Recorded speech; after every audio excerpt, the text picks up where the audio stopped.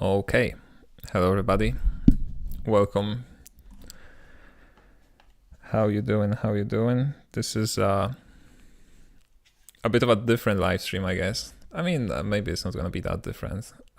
Today we're gonna be playing a playtest level for Astortion, which I've been working on this past month, and finally got a chance to playtest it with my patrons.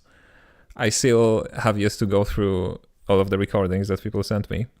I mean, the process of looking through them. But I figured we can, show it on a live stream at this point, because it's not really that big of a secret anymore. So the plan is to, first of all, play through the playtest. I'm gonna play through it, obviously.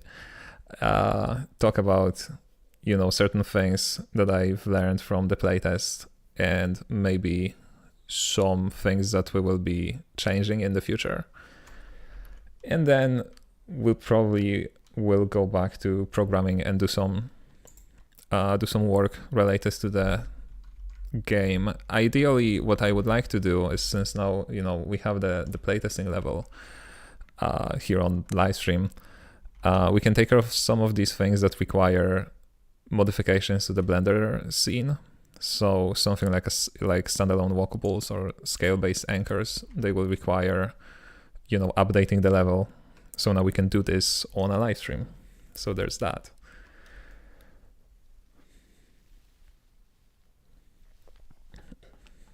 Hi Jacob, will you have some time to look into motion canvas pull requests in the near future? Hopefully, yeah.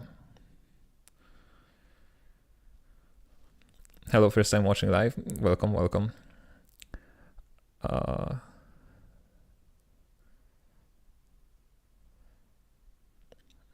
Okay, this is gonna be a wild run. That level looks awesome. Thank you. We'll see how wild it is. Yeah, so without further ado, let me just connect my gamepad. Yeah, so we start here at the bottom of this little pit, right? One instruction telling us to go left or right. And on the right immediately, we are introduced to a walkable wall. So now in Astortion, and this has been a surprise to a lot of people, controls are relative to the camera, right? So if I just hold my joystick to the right, it is gonna, stop here, because there's nothing else it can go. It tries to go, relatively to the camera to the right. So this is as much to the right as you can go. And that's why, there's this little icon telling you, oh, you can also use your left joysticks as in up and down. And most people got it straight away. The fact that most people were confusing, but quickly got that, like, yeah, they need to switch the direction here, or maybe trace the path that they are walking on.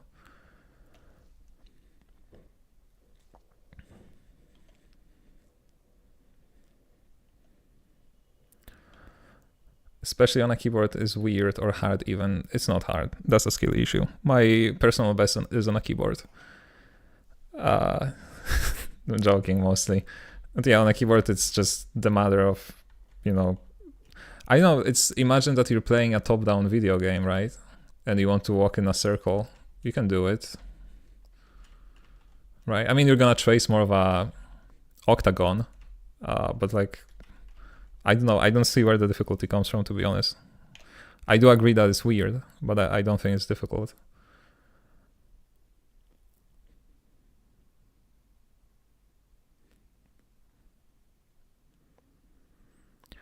And then we are introduced to the first anchor, which most people fall through this hole immediately.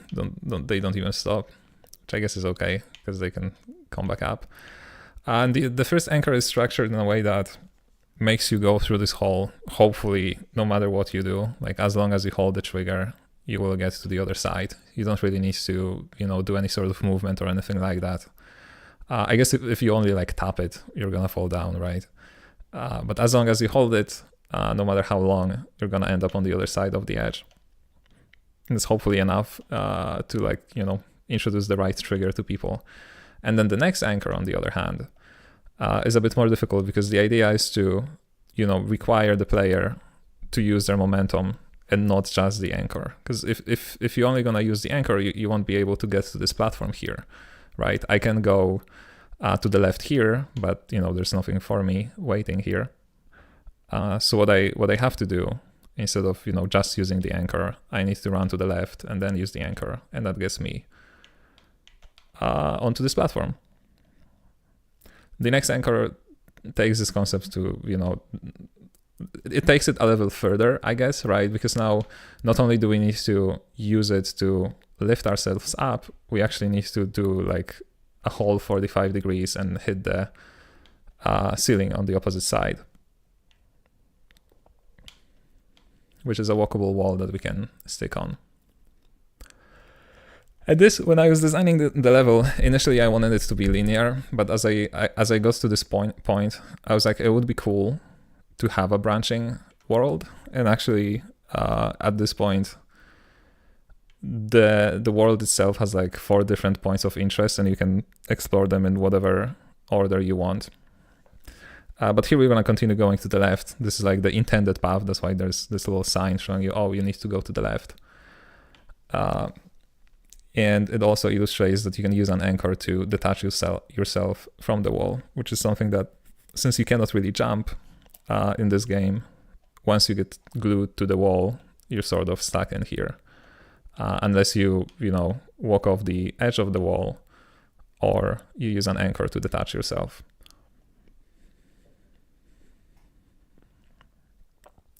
There are some visible polygons on curves, while edges will be smoother in the finished game. The finished game is gonna be a pixel art game.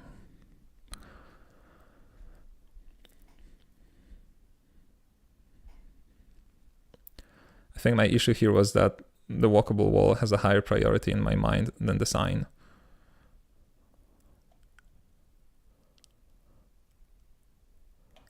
Yeah, I mean, people went, different ways. Some went up, others went to the left. Again, it doesn't really matter, but we're gonna continue, the intended path, I guess, because that's the first thing that I created. Our circle is just a debug view. Yes. This is, guys, we're playtesting platforming. We're not playtesting visuals. Everything here is programmer's art. That's not how the final game is gonna look like. Anyway, next, I'm trying to teach the player, and failing miserably. I don't think anybody got this just out of these anchors alone, about the orbiting mechanic, right? So the idea of not using an anchor to just like pull yourself into it, but instead using it to like orbit around. And this first anchor here is meant to be a little bit a kind of a thingy with training wheels, right? So there is a floor that you can stand on beneath the anchor, and so you can just go on top of it. But obviously, like, if you know how to do this, you can get to the top without touching the floor. Yeah, this in my head, right? And again, I don't think it happened, but in my head, it was meant to like introduce this idea of like, oh, you're meant to go around these points and not necessarily through the center of these points, right? So the next anchor up here is basically the same thing, but this time, the wheels are off. There is no floor for you to stand on. And so in order to get on top, you need to orbit around the center. Right, this is assuming that you're gonna wanna go up. There's also a sign going to the left, but you're gonna go back to it. And then this final anchor here is the most difficult to execute because it basically requires you to like, orbit around this anchor at the last at the maximum distance, I guess, is how I would say that, in order to get here.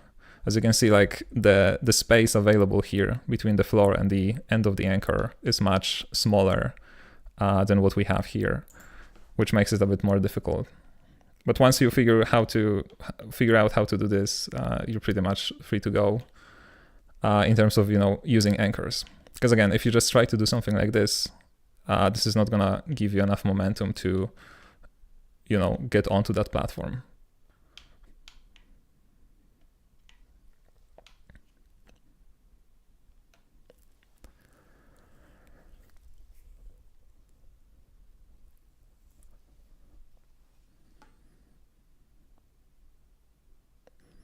You made the programmer debug art look too good. That's what's throwing people off. Either way, it's just good. We established that.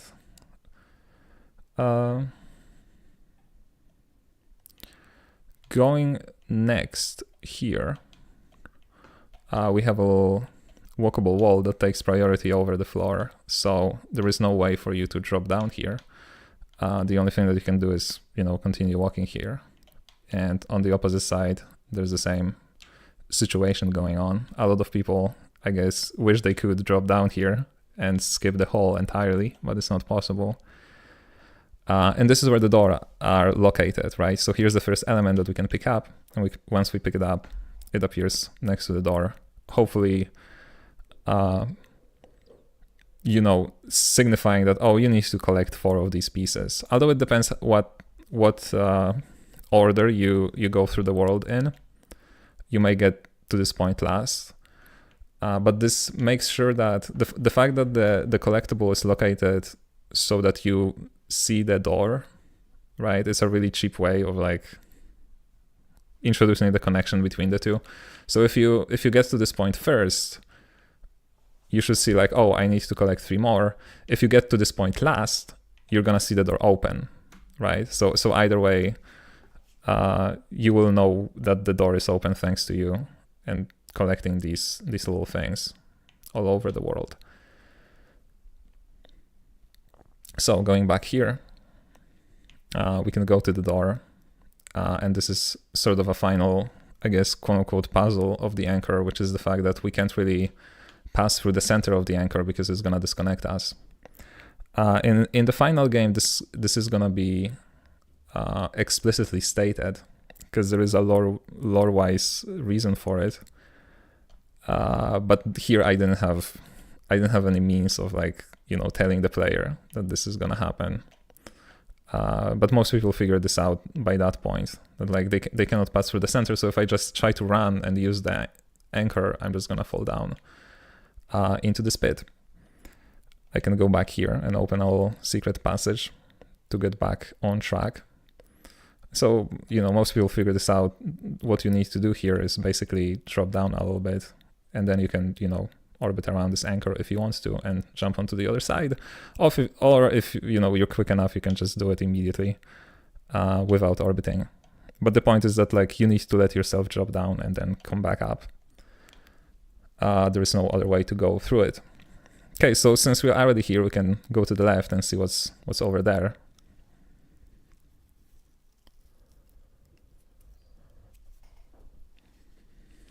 Do you think you'll add a cliff grab mechanic? I don't think I will.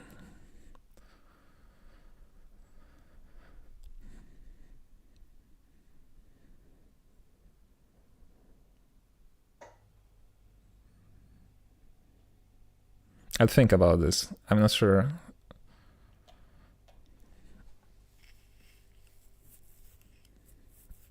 I'm not sure how useful it would be in terms of game design, but I will think about this.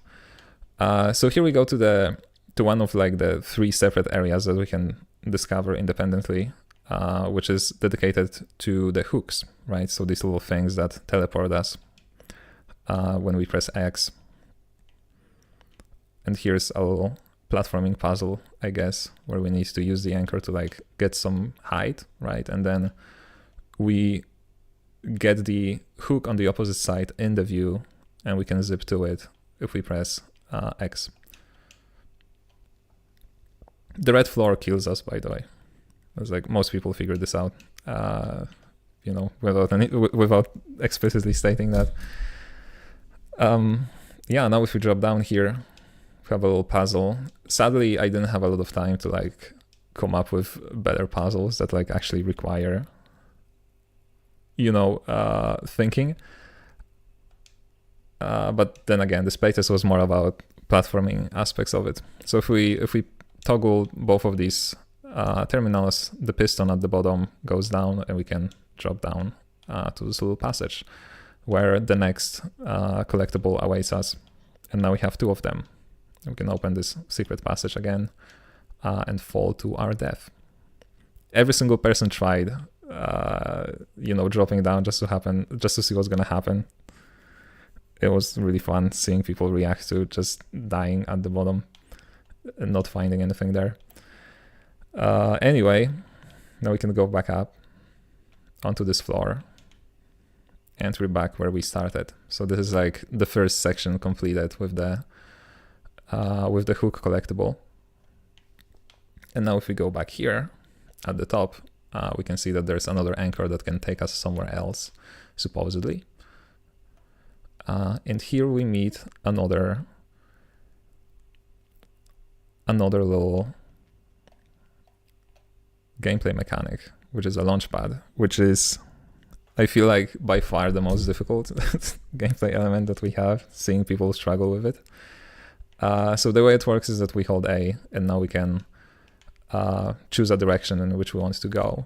During the first batch of like playtesting, the arrow would there would be another arrow that expands as the time runs by, but practically every single person assumed that it means that the strength of your launch is gonna change the longer you hold it. So in the newer version, as you can see, it simply flickers faster and faster the less time we have, and then it launches us. So hopefully we don't like mislead people, because that's a lot of people like struggled not really with using the launch pads, but really understanding how they work. There's been a few cases of people just getting the wrong idea of how they should work, and because of that they were stuck on this next section that I'm going to show you in just a second for quite a while. But usually the moment they figure out like, oh, this is how it works, they immediately picked up on that.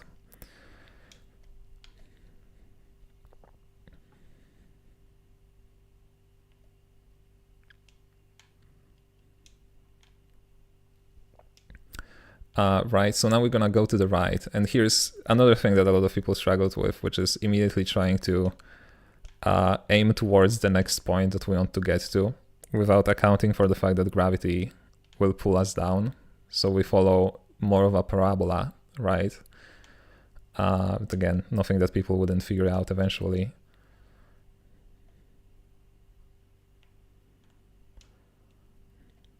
And here is the most difficult platforming challenge in the entire playtest that I'm probably myself gonna fail before I do it. But yeah, this is basically 5 launch pads and 2 anchors that we can execute in order to get to the opposite side, and here's how it looks like. I should have probably played this game before attempting this. Yeah, so I managed to do it.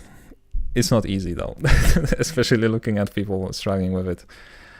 But yeah, this was like easily the most difficult aspect of the puzzle. Some people picked it up really, really quick, like, they took like 4 attempts and went through it. Other people were stuck here for like 20 minutes, if not more in some cases. But yeah, this represents like the highest difficulty that I sort of would like to have in the game. It wouldn't, like, in the final game, it wouldn't be that early in it. But since it's a playtest, I wanted to include it here as well. And this gives us access to the 3rd orb that we now collected. And we can open the secret passage here, this one is actually not secret. We could have seen it from the opposite side as well. So this is gonna take us to the final part of the puzzle. And I just wanted to sort of point out, because I feel like not a lot of people realize that.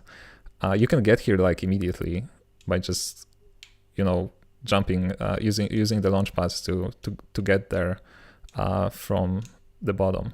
See, that's what I'm talking about. I myself cannot play this game like this. And this is always open. right? So we could have left this most difficult puzzle as the last one and just explore whatever is here. So excursion funnels, shamelessly stolen from Portal. We get up here and here's our puzzle. All we need to do really is just follow the excursion funnel, and then right here we can use the toggle to switch the direction and go back up into the force field.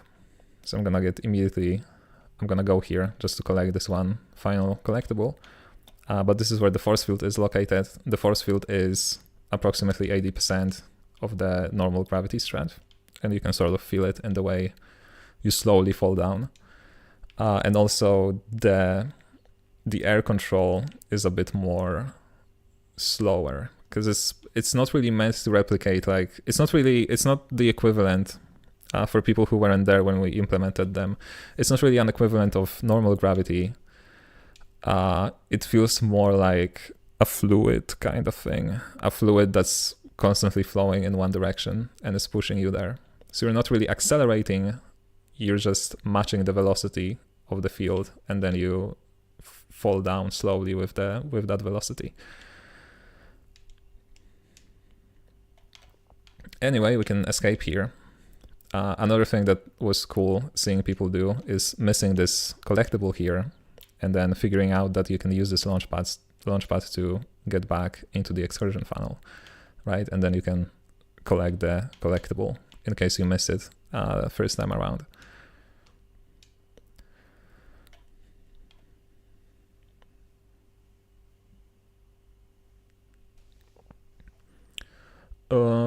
I'm realizing now that the launchpads are very similar to the green bubbles in Celeste. The green bubbles can only go in the 8 compass directions though, I think. Wait, is there upwards air control? No, at the moment there is no upwards air control, unless you are in the excursion funnel, then yes. Right, if you can, in excursion funnel you can speed up and slow down, but not in normal air. But I was thinking about this, and I may add this, but that will require some testing if it's actually fun to play. So you can slow down your speed, your fall speed, right? Or you can increase your jump height with your joystick. That would be interesting. Another nail in the coffin of keyboard users, though. The field strength is settable via a property in Blender, yeah. Here's the field. And here's the strength. Oh, I lied to you, it's 0.6, not 0.8.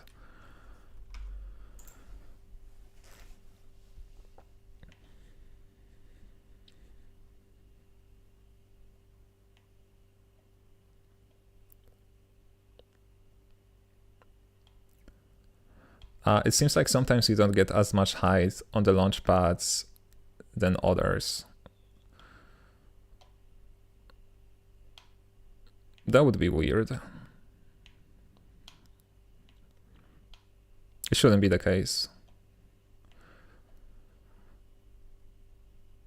Are you planning to keep the launchpad arrows as straight arrows or change some visuals to indicate the trajectory is affected by gravity, like making the arrows parabolic? No, because the trajectory is not parabolic. Hold on.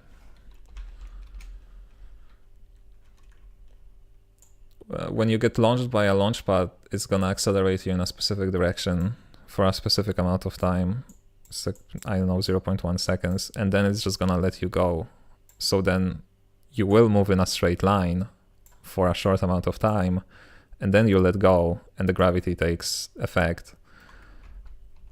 So you don't just go immediately with a parabola from a launchpad, if that makes sense. But yeah, I feel like part of fun is learning how that parabola like affects your direction. I don't think, so I'm not sure if you mean like having a predictable physics simulated path that you're gonna follow displayed from the launchpad. So that's your question, then no, I'm not gonna do that. It would be great if the character did a flip while changing orientation. And we're back to the visuals argument.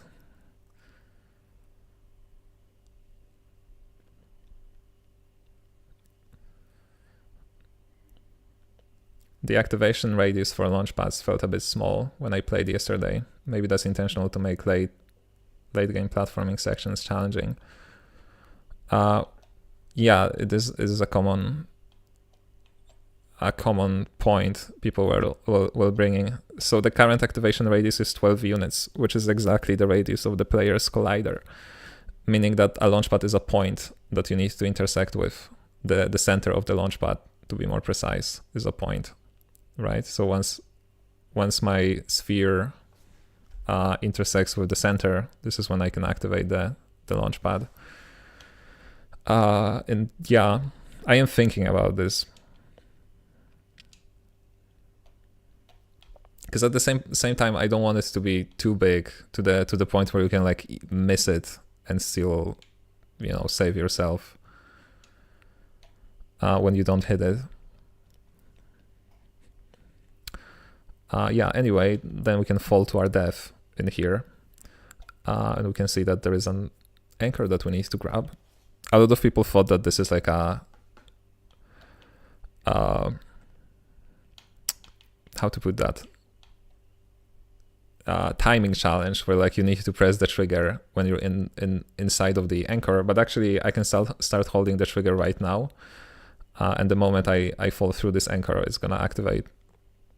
So this is something that you may or may not figure out during your playthrough, which is that you can just hold the trigger. Like right now, I'm already holding trigger, and then the moment I enter this field, it's gonna activate. Yeah, and we are back here.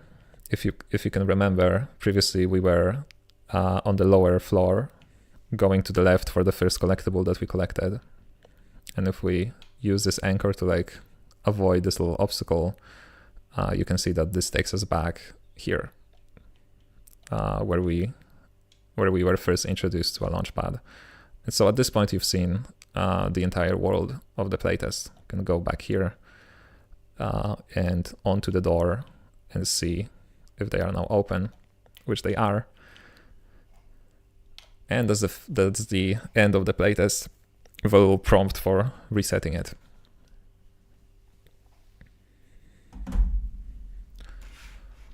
So that's it. Thank you for tuning in. No, I'm kidding.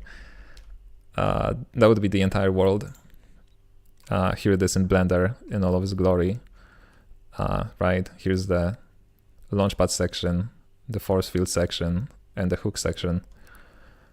The only sort of problem I have, because I really enjoyed designing this world, but I feel like the number one problem that not a lot of people mentioned it, but it is a bit disorienting as to where you are at any given point, because everything is the same, right?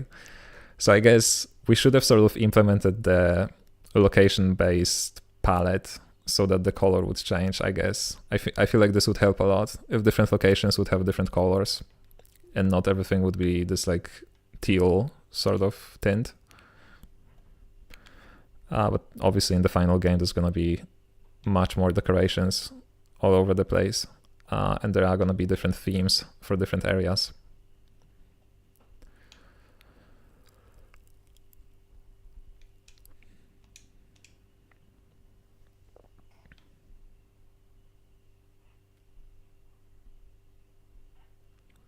It's kind of expected, though. You'll learn your way around by navigating and reaching the same spots. That's true for any game, in my opinion. You get lost without knowledge of the landscape. Yeah, but here it was more of a problem of people going back to the location that they've already visited, and it wouldn't register in their head like, oh, I've been here before. It's like, obviously you need to explore the map first, but if you cannot differentiate one location from the other location, that will be a problem. So I don't think that's expected. And sort of most video games follow this sort of this approach of having different themes, different motifs, different color palettes for different areas to make them recognizable.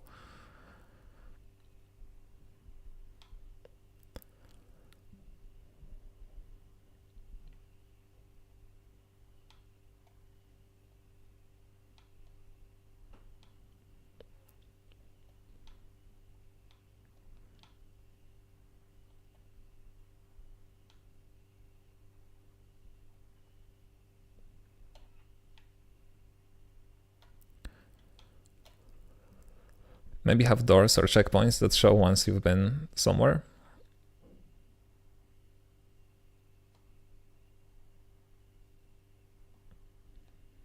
I don't know.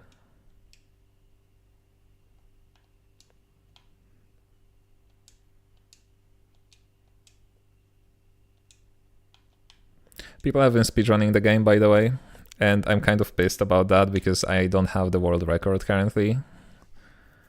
My personal best is like 122, which is a bit annoying because I made this game. It's mine, and I don't have the world record. I don't think I talked about this in the previous live stream, but I did a little integration for live split within the game, which is currently commented out.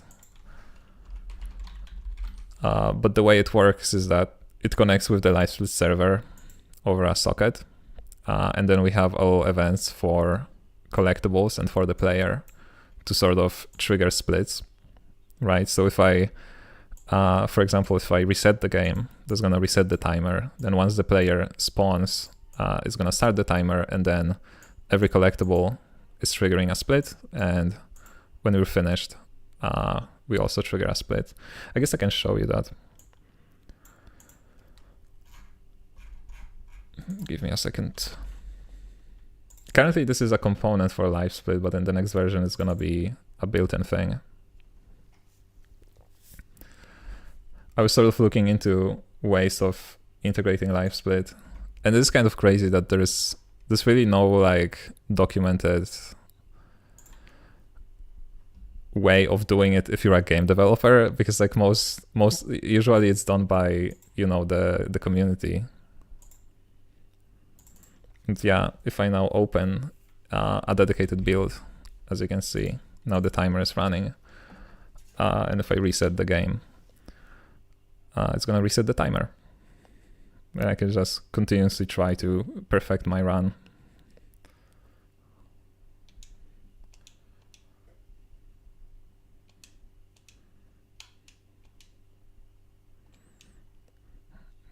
Okay, no, yeah, that's a... Oh my god.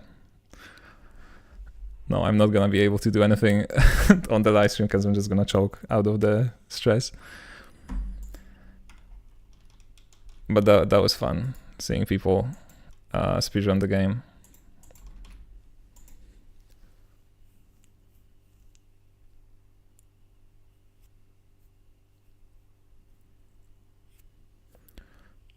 We show in-game timers as well. Some speedrunning communities get by without live split because the in-game timers and visuals are good enough. I will look into that once we have an UI, because that's something that we're missing right now. And then we'll see.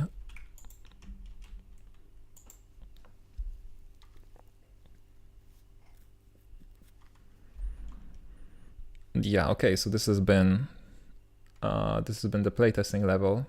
Next, you know, major goal that we have is to make, you know, playtest 2, I guess. This time about puzzles. So this is what we've been working towards, right? But before that, we probably want to figure out the UI as well.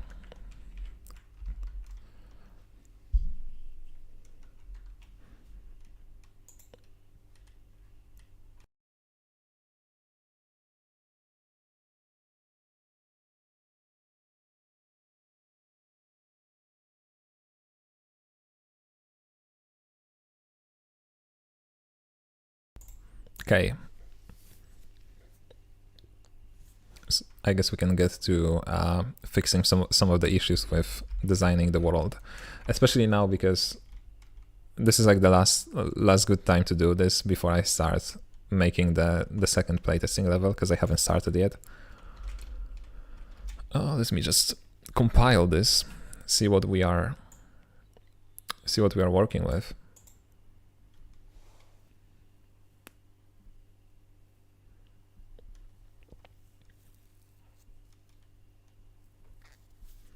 Why do you want to switch to Bevy's Bezier, by the way, over Kerbo? I probably don't want to. Somebody told me that Bevy has the implementation for, you know, Bezier curves, and I was like, oh, maybe I should use it instead. But the more I look into it, the more it's not really suitable for my problems.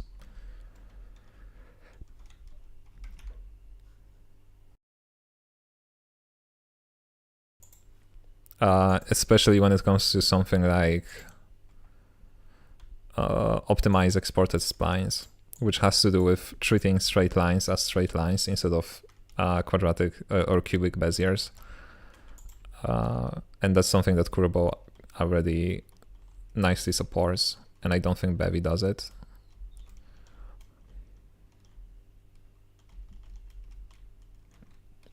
And I already have Velo as my dependency, so it's not like it's that big of an issue. Okay, so one thing that I've been working on as well is sort of fixing the problem with running down a slope. As you can see right now, it works properly. So as I run down, I continue with the same momentum that I had at the last slope. Previously, what would happen is we would freeze at, like right here, we would freeze at the same vertical velocity, and it would just continue to the left. Which would look a little bit jarring. So now it works properly. But now the problem is that we get a lot of sliding when we run into the wall. As you can see, I can practically reach the vertical part of it. But we probably just need to multiply it by some dot product in the code. So that should be fixable. Okay, so let's look into standalone walkables first.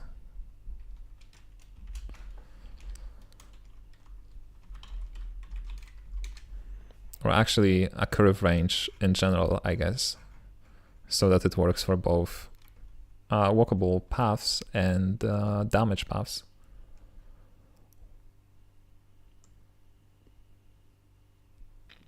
Speedrunning shortcut, unfortunately, it's not in the current build of the game, so it's not possible to do.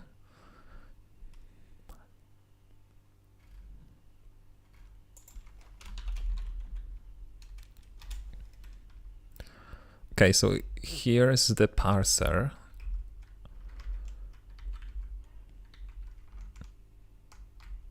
Yeah, that currently assumes like a parent-child relation, which the child aspect we probably want to keep, right? So here's how it works right now. We have this end marker, and then here's the start marker, right?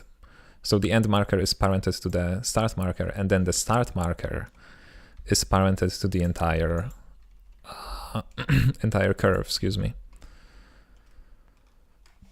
And at first I thought it would be good, because then like, oh, when I need to move the entire curve, I can do it. But the amount of times where I wanted to like move this vertex, which is considered the like zero vertex of this curve, and you know, it moves all of the other walkables around. I was like, no, that's not the way to go. And it's generally annoying to like look them up in Blender, because you need to, you know, oh, hold on, you cannot see that. You need to, you know, open the thing, and then the walkables are here. So I've been thinking about turning this into a little reference.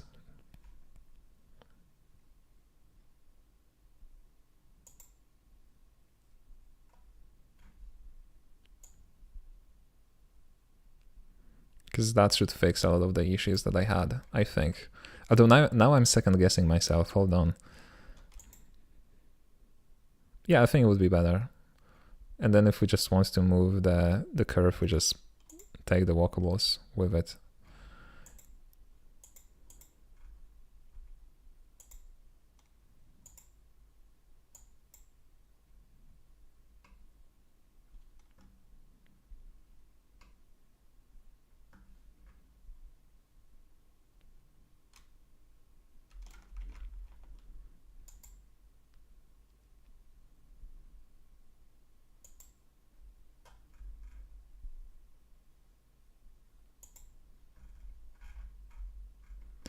So this is denoted by this spawn range component.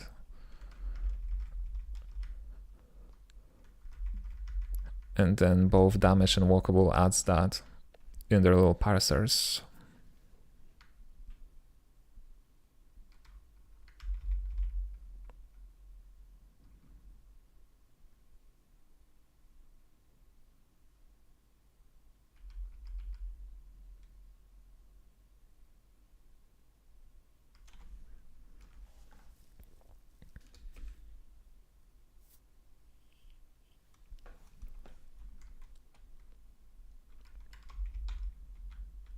Okay.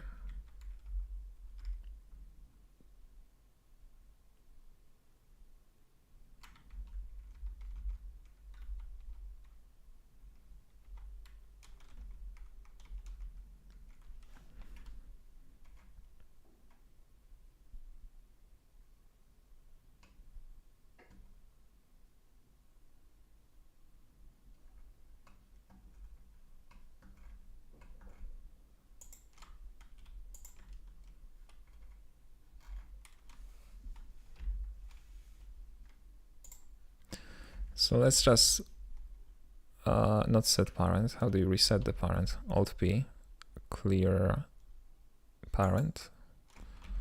No, clear parent and keep transformation. Yeah. Okay, so now we want to turn this into like a standalone thing. And I guess we would need another property for that, right? I don't think there's another way around that, unless walkable itself would be a reference and not a boolean. This is going to be a data block referencing an object. And then this object is just terrain. Yes, one of the first terrains. It's the first terrain, I guess, that I made here. So the new approach would be like this. Now we are not parented and we just reference the terrain as a curve range. And I feel like both of them could work because if walkable as a, we could make it like backwards compatible for no cost at all, I think.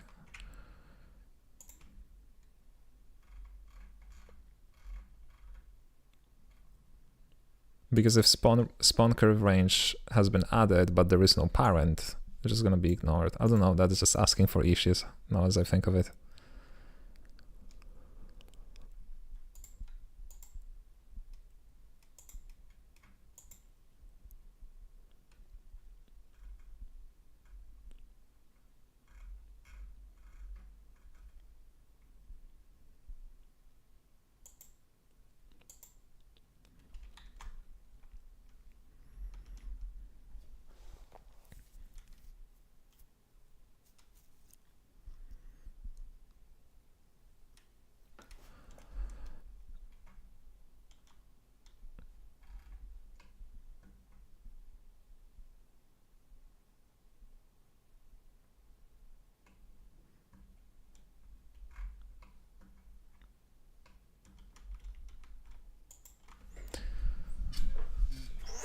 Man, I really can't decide if that's a good idea.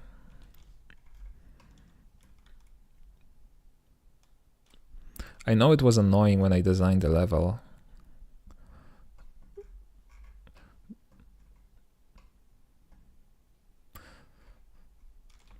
But there was some nice aspects to it.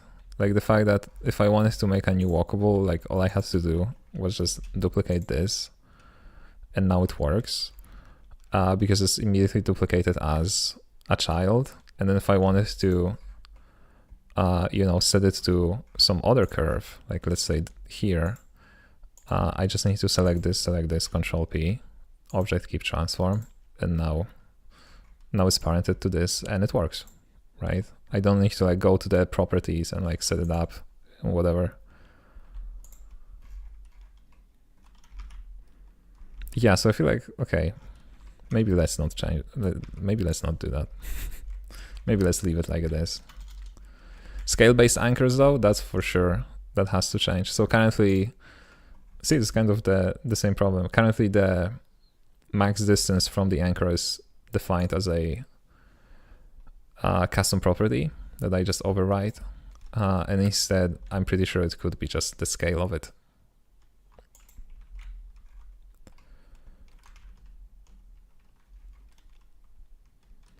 So what is the current scale of this? Current scale is 1. I guess we could also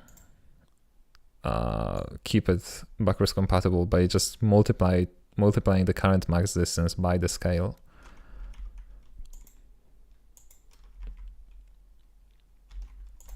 So let's look into that. First, let me start the game for a second. Because there is some issue with the radius that I don't understand, which is the fact that it doesn't align with what we see in Blender for the most part. For example, I'm gonna try to change this radius to something like 70, 74, 72. Yeah, so right now in Blender, this is like perfectly aligned with the bottom floor. But in the game, it's not, right? There's like quite a substantial difference between the two. And now I don't know which one is lying. I guess it has to be this one, because why would it be 72?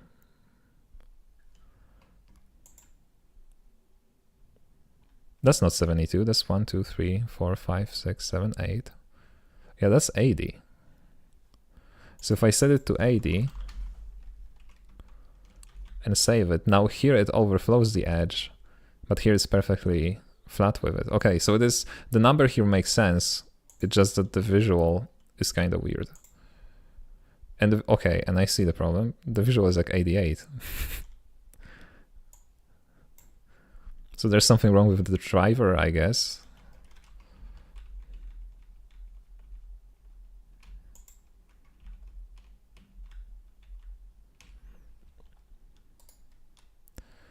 Can I open this Blender file? Yeah. What is going on here? Yeah, the expression is variable plus 8. Why?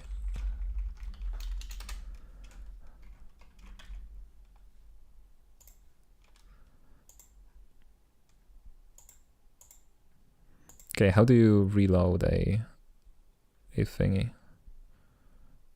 I think reverting should reload it. Now that's 80 and that's 82. Okay.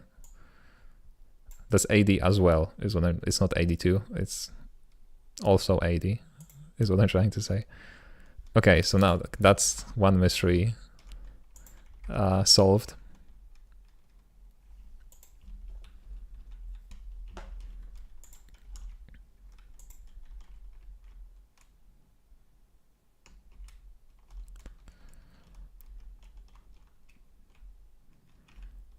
I wonder if I was the one who put that 8 in there, or if it was just like generated. Maybe I was thinking about something.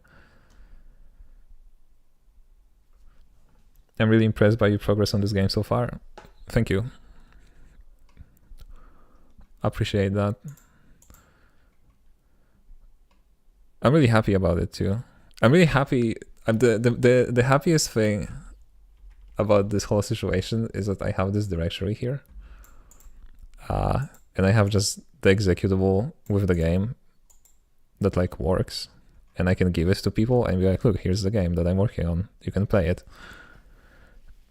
Like I have something to show for my work actually, instead of just, you know, working on it forever and never having anything solid. Now we just need to keep that pace, I guess.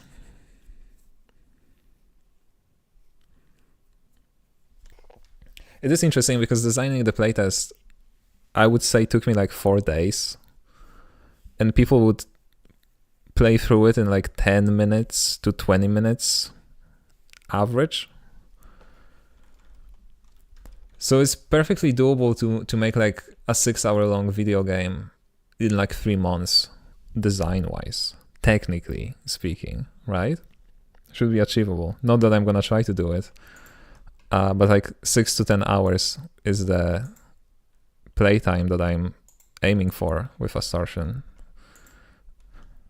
So it is nice to know that it may be achievable if you, like, in a short amount of time. Like it doesn't have to be, you know, years of working on the world. Anyway, scale-based anchors, if you want to make them work this way, we just need to go here. No, not here.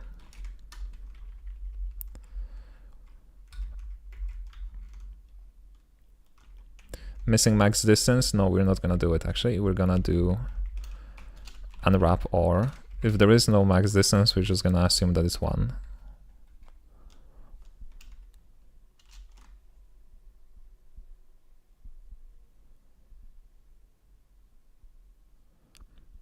You must have spent too much time making tools in Unity. Yes, that was absolutely the case.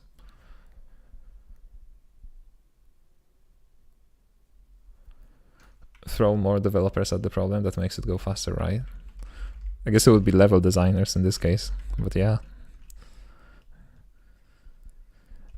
So we're also gonna steal the transform. I guess the global transform. No, just the transform. Gonna take it here as mutable. So all of this has to be mutable. It's been a while, by the way, since I coded in Rust, because I didn't do anything during the weekend.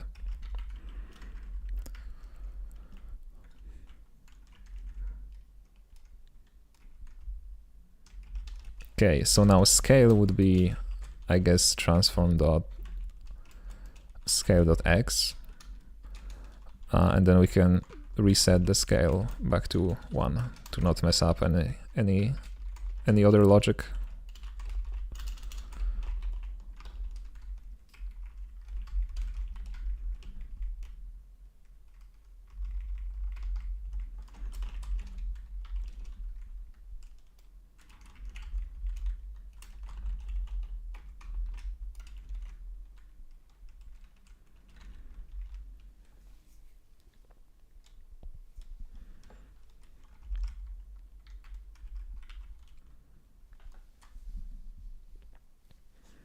Taking breaks is just unimportant. I'm also familiar with burning out from coding, and yet I don't change my ways.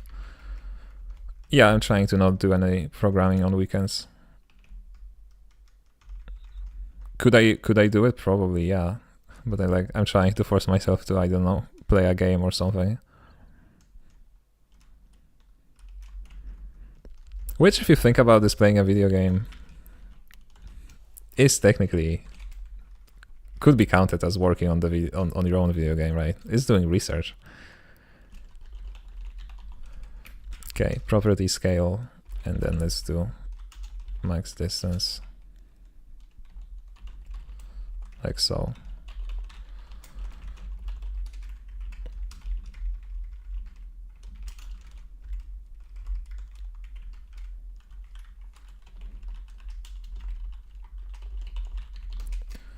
Okay. So this is gonna reset the transform, apply the scale, and if we are not using anything, we're gonna assume 1. But is it a good assumption though? Let me see.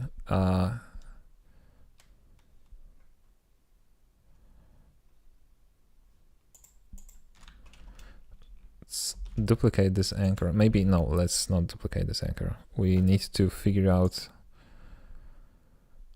what's the default size of a circle. So let's make a new null object. This is gonna be a circle. And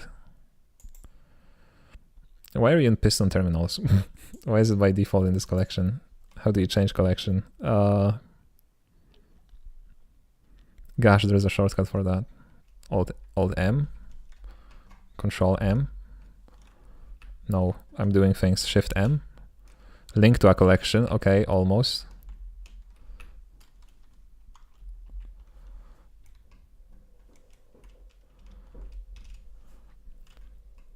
There's another for like moving to a collection. Let's see.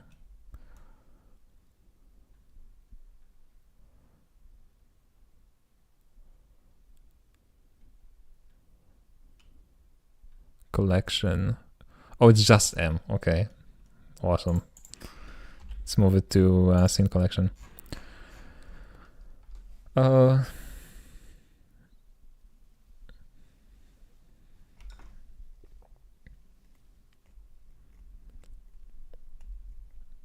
Also, why are some of my messages highlighted on the screen? I do not know.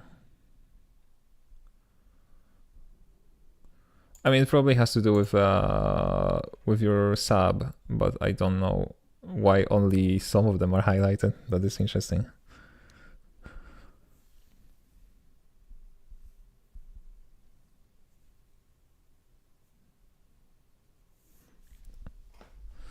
Just M, yeah, okay.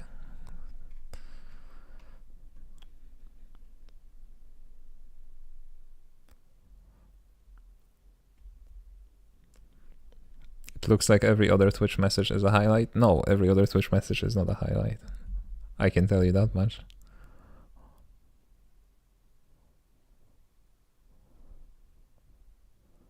Or maybe it is. Okay, never mind then. That's interesting. I will look into that maybe during the break.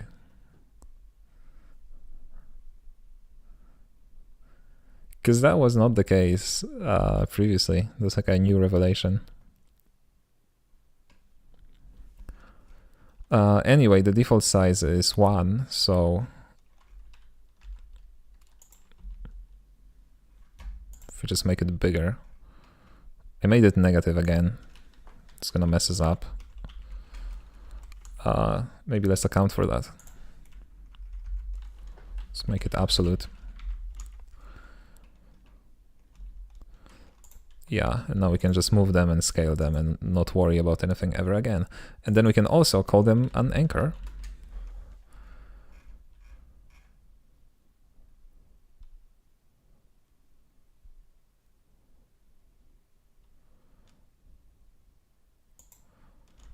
And add a bundle for them. That would be cool as well.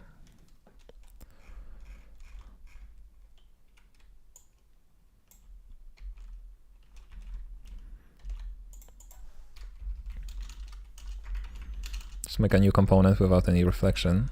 It's gonna be spawn anchor. And let's add a parser bundle for that.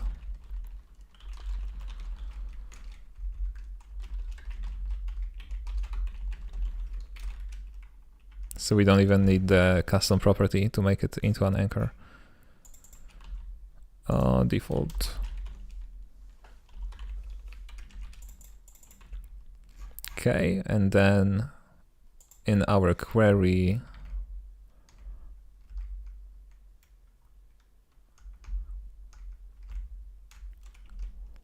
we're gonna add has spawn anchor, right?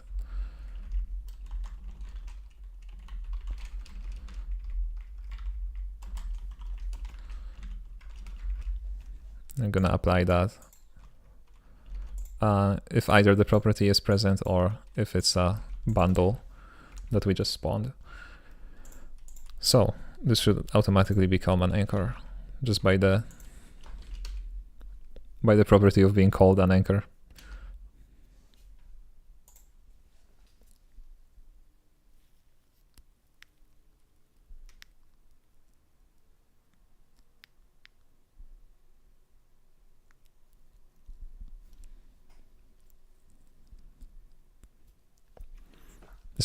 This must be the first time I've ever seen someone use Blender to develop a level live while changing variables with code on the fly. It feels so unique. I think some people, especially like in the Bevy community, a lot of people sort of follow this pattern, I think. And here it is. So we can move it, we can scale it, and we can get rid of it, I guess.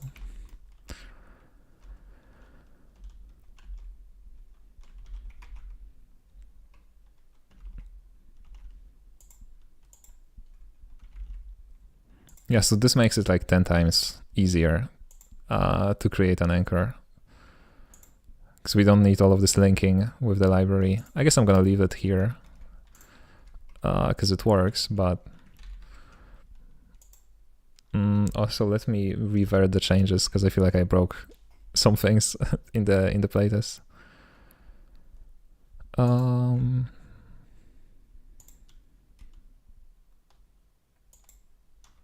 So discard changes and then revert this.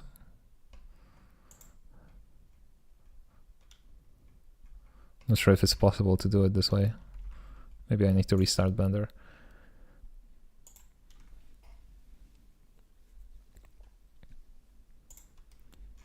Oh, okay.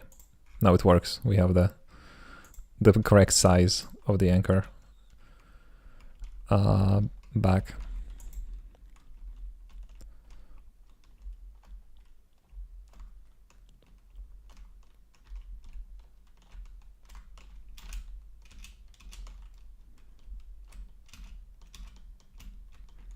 Almost. World record pace. Okay, so that would be the anchor. Where was it?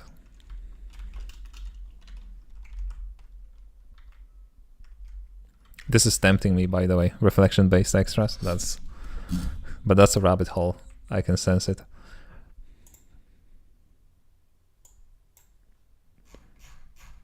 Okay. Live split can stay here. Does the actual changes that matter?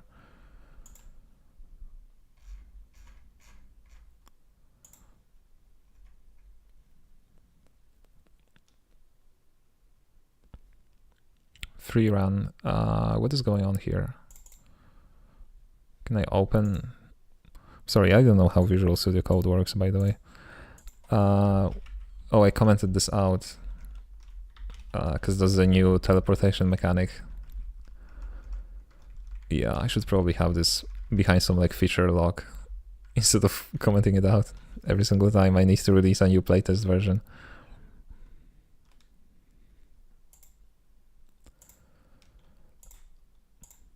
Physics. Oh yeah, and that's the change to the physics. So we probably don't want to comment this just yet. Oh no, I don't want to stash you. No, I don't want to do that either. I want to stage you.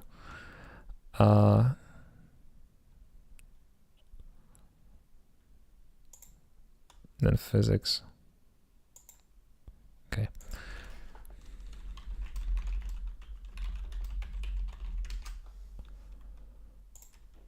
So I'm gonna have to go back and work on these physics changes later.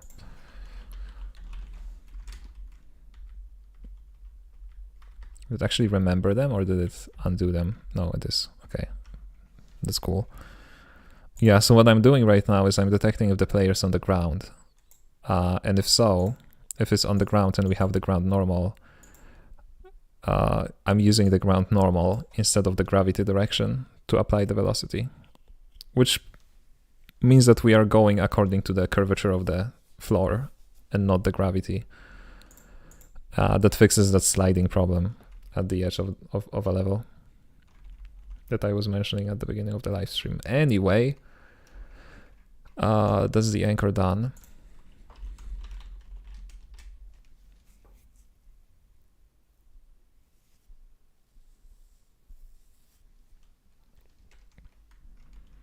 Your game is kind of reminding me a lot speedrunners with the whole movement system. I don't understand that. sentence. Is Speedrunners a game?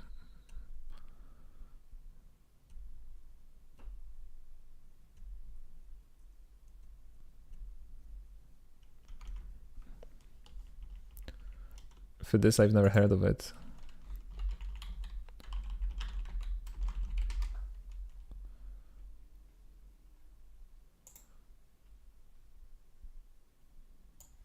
Like this.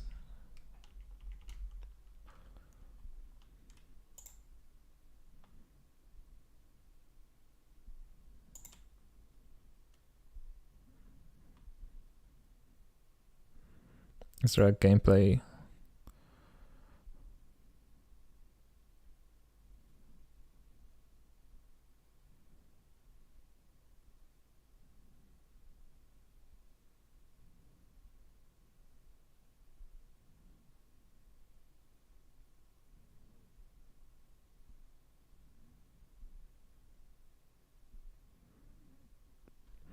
I see. Yeah, I understand that. A lot of people say that about like any grappling hook mechanic in general.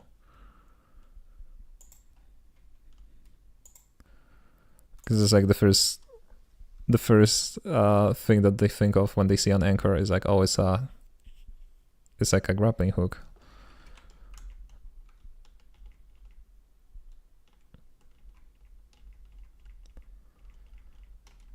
This has been the case ever since I've been making devlogs. Ever since I introduced the anchor, like in the very first devlog.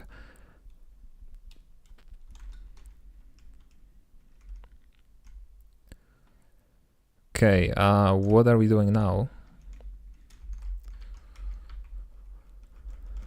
I would like to get this done. Display current version is something that I'm missing right now, and it's biting me in my butt. Because I am unable to recognize different builds of the playtest. Because every version is built with the same. I mean, it's not built with the same version, but it's built without any version being displayed on the screen. So ideally, we would add that somehow.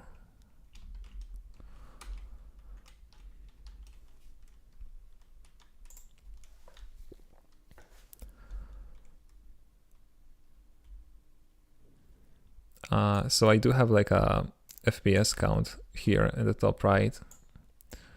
And it's a separate package that I'm using, but I feel like we could look into that to sort of see how that package does it. Because I'm pretty sure it uses the Bevy UI thing, and we could probably use it as well, since we don't have our own UI, and that's just a label being displayed at the top left corner, I guess. Should it be top left or should it be bottom left? We'll see. Also, an interesting problem that we found during playtesting that I want to show you is what happens when you increase the fixed update interval. So for example, if you disable vsync, right, and your computer is like running the game at 300 frames per second, some of the integration that we do works too good. Like here, as you can see, I can no longer launch myself because I get stuck to the wall. And this happens again because the update is so fast that it, despite our velocity, it allows the ground snapping to be like, oh, but I can still snap, you know, when I'm only off the ground here, I can snap back to the normal floor and then back here. So that was interesting to discover. I'm gonna have to look into that as well.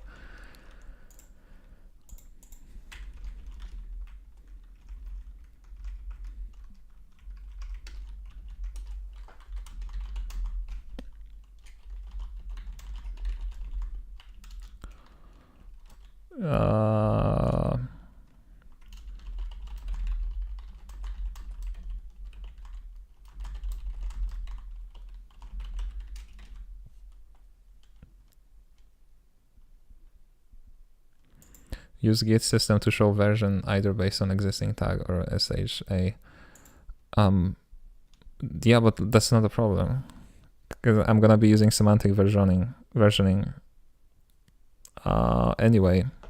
Because the next playtest is probably gonna be done through Steam playtest anyway. So getting the version is not a problem. I just want a way of displaying it.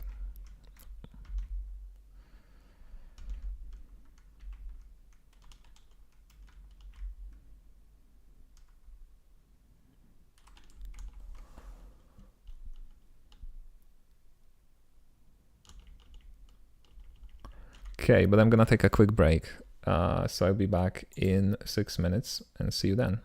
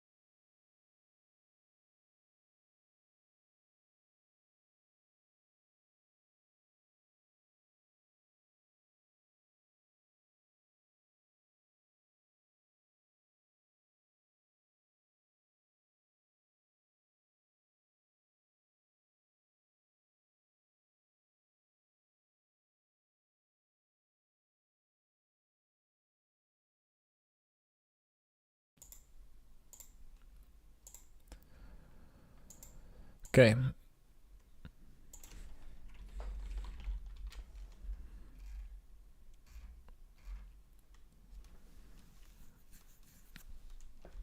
So how difficult do you think it is to figure out how this is being rendered?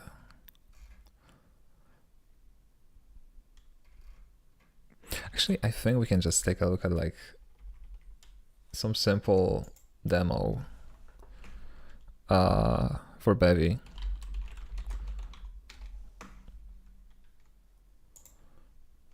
And just go from there.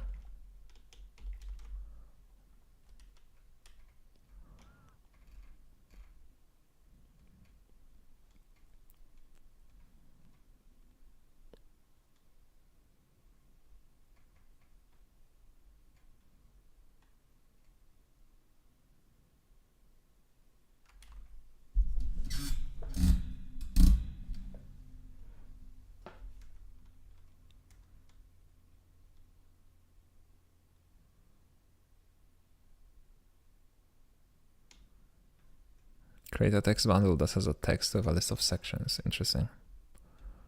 Is there like a default font that I can use? Oh, there is. Yeah, let's just take a look at this, see how it would look like.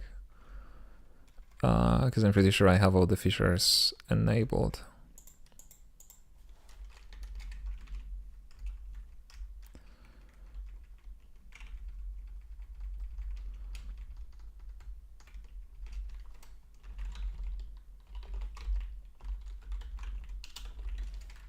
Let's just do this for now, see how it's gonna look like.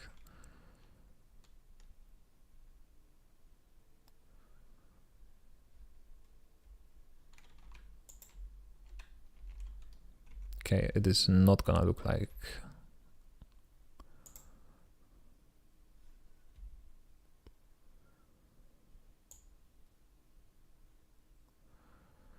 And why is that? Oh, I think I know. Because that's gonna, text bundle is gonna be a node, isn't it? Yeah, so we need a target camera. Because we have two cameras.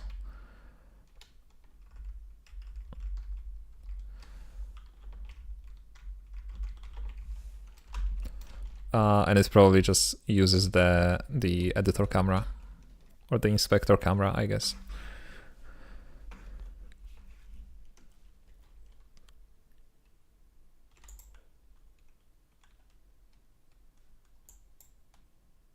Yeah, okay, here it is. Look at that little version at the bottom. What Bevy version is this? 0.13.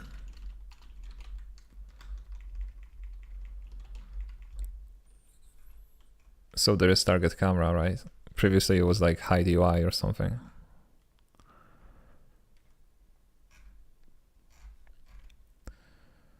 Okay, let's make a new module, call it version, I guess.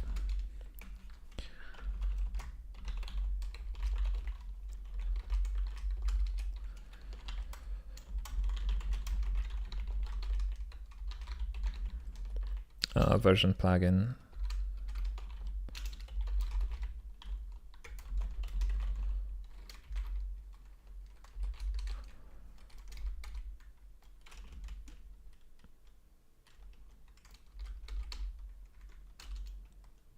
Oh my god, did I just use a quick action to add this into the lib thingy? Or did it do something different? Look at that, it did this, although not as public. It's interesting. It's cool, quick action, I guess.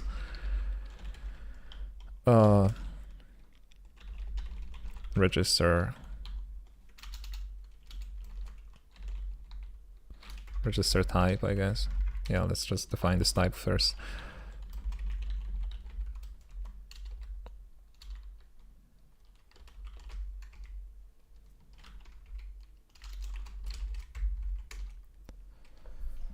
I'm gonna have to look into semantic versioning in Rust. And what is the tooling around that?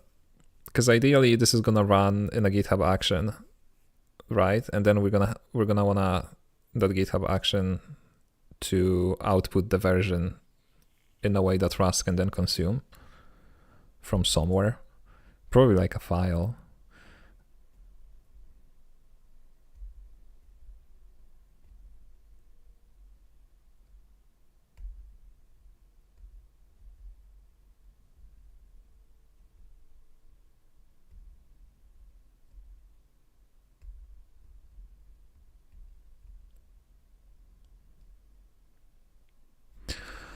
Yeah, I'd like to do that, and then ideally, like, the file should not be necessary, right?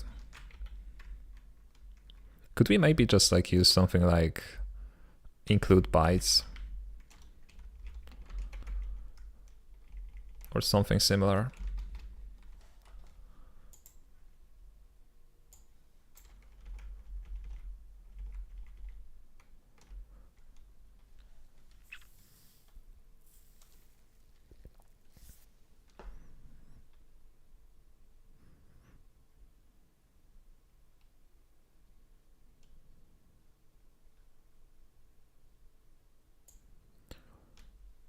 Okay, and then we can just turn this into a string. It seems. Yeah, I guess that would be the way to go. So just make a little file for now. Nope, not TypeScript. Stop it. Just a text file.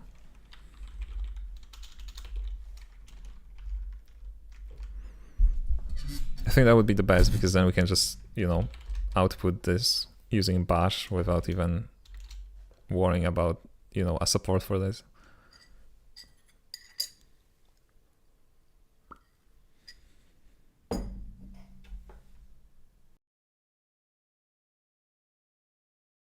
Excuse me, wanted to take a sip of my coffee. You can also pull the version from cargo toml, and cargo toml can pull version from git tag.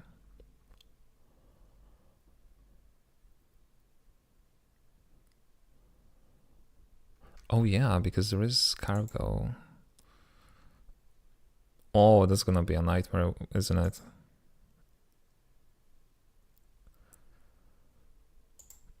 Okay, how do you pull version from cargo? Yeah, because that would be the way around that. Forgot that Rust already has packages. I mean crates. Cargo package version. Okay. It's gonna be much simpler then.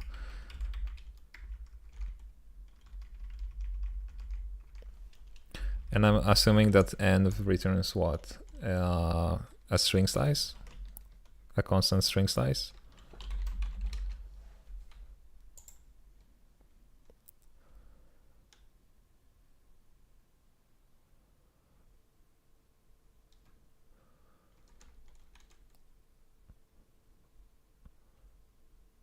Wait, what am I looking? Oh, it's a module env.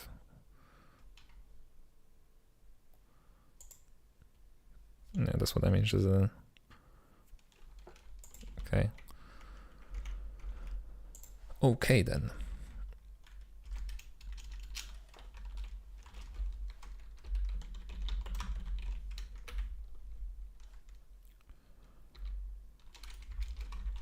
So this is gonna derive resource. I guess. Then we're gonna want some spawn version system.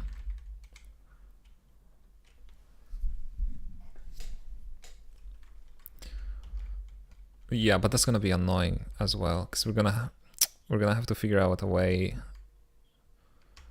to get the camera, because the camera is spawned here.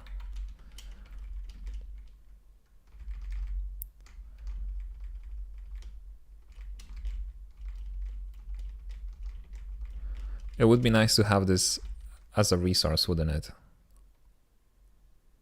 Just have the camera entity as a resource. Is this idiomatic to ECS? I don't know.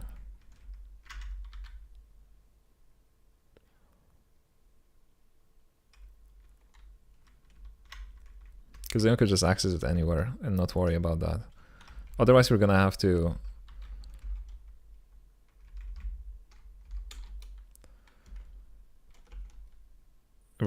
query for the camera. Okay, I guess for now let's just query for the camera.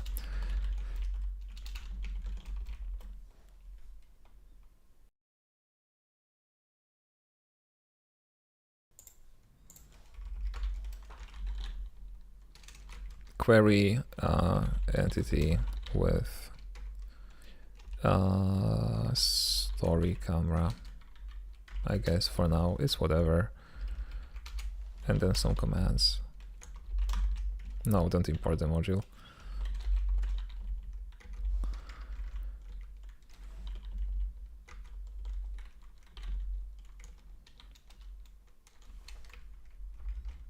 Okay, let's actually steal all of this.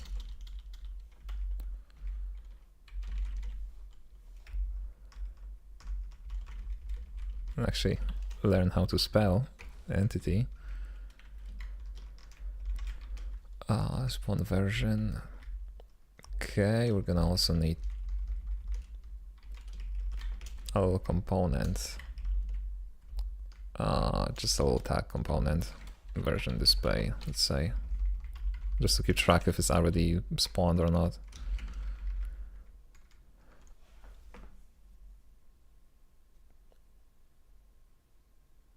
Or you can use build module to pull info from either cargo or from Git repo. I don't know if I can send links. I don't think I can send links on YouTube, no. But what's wrong with the env macro?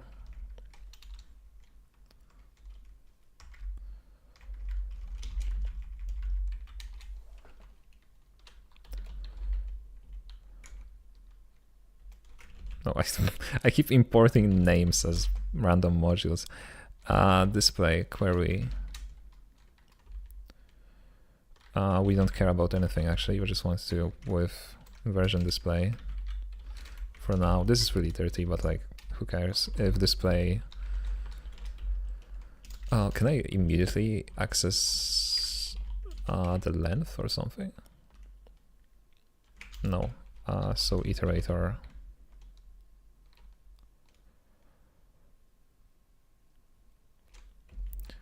Iterator. Actually, I don't want length. This would be the best way. So we just check the first one. If first one is true, then we return immediately. I guess. It doesn't really matter because there's only gonna ever be one. So it's not like we're gonna iterate unnecessarily or anything like that. Okay, and then let some camera is equal to camera get single, otherwise we return.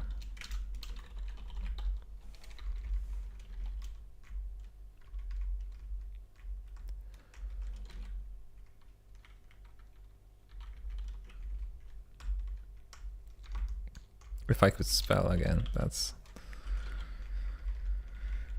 just sad. That's okay. I guess nothing but for compile time. Yeah, so I think we can stick with the env for now. Okay, so from we're just gonna do. Oh, we also need the resource. Of course.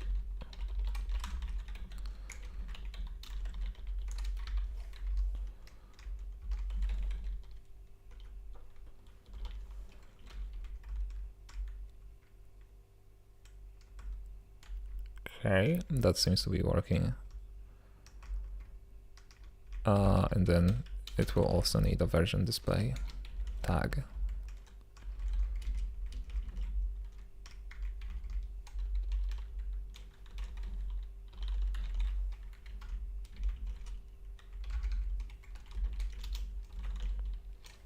No, that's not a resource. It's called version. Add systems. Update Spawn version, okay.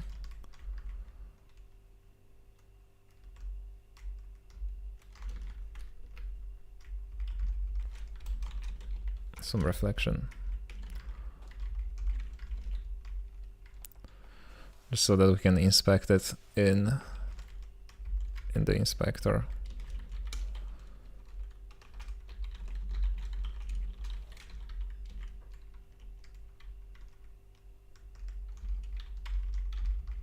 Ooh. Default.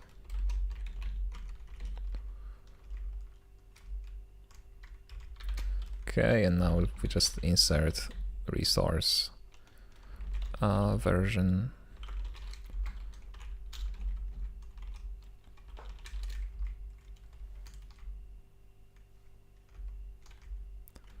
I don't like the highlighting what is going on here.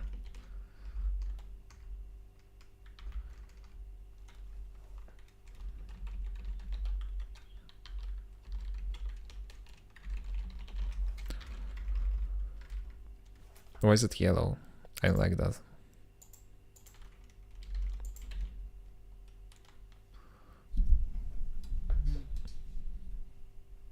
Oh, here we go.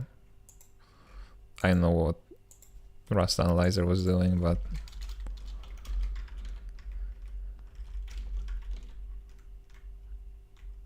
okay. That alone should do something, right?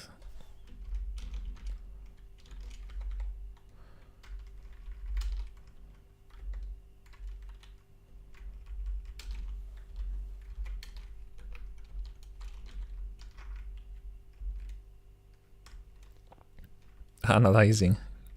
Yeah. As always.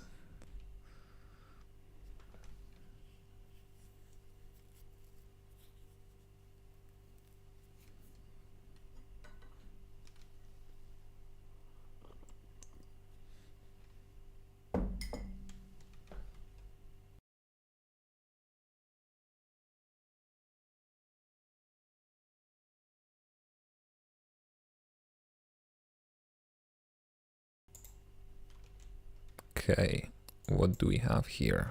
Look at this, we have the version. The version from cargo, and now... Okay, so what is the status quo when it comes to like releasing packages to cargo? How is the version updated?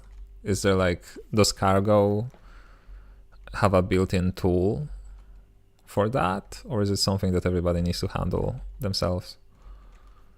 Like if I wanted presumably to release a new version to craze.io, right?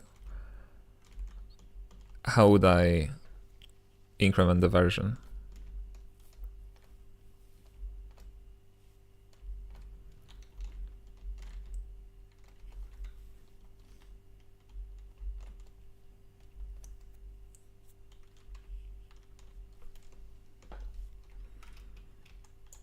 So we are in a bit of a pickle because we have a workspace with quite a few packages.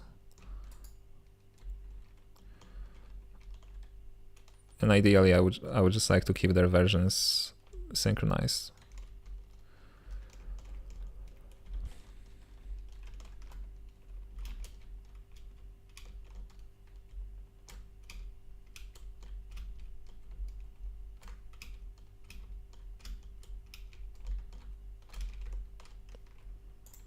Okay, I'm gonna look this up.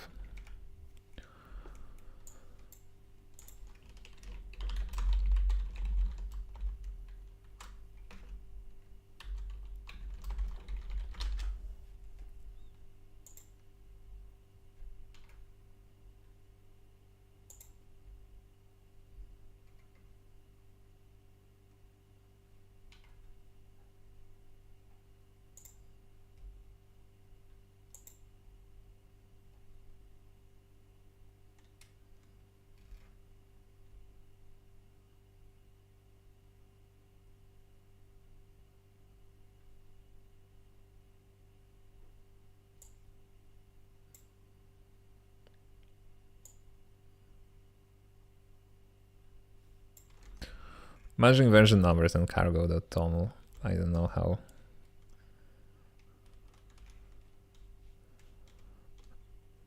I think YouTube 8 because of build RS. Not sure what you're referring to. You mean your message got removed, I'm assuming? In Tokyo, the version number field is left unchanged until a release is prepared. When you want to release a new version, somebody prepares a pull request. Yeah, but that's like 2020. I'm pretty sure they have some CI/CD in place at this point, right? So what is build RS? Is that like another crate?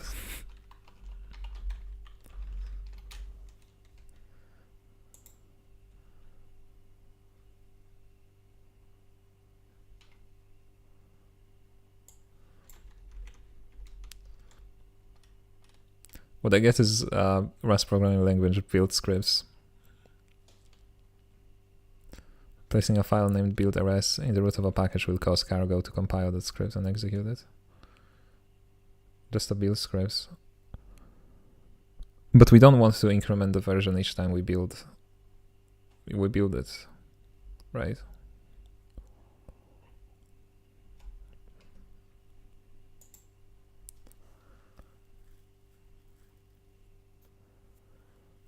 Some people use it to bump automatically version from git tags, but where are the git tags from?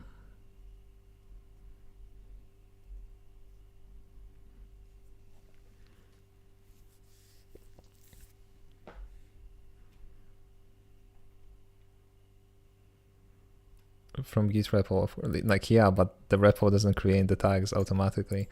Hold on, I'm gonna explain what I mean.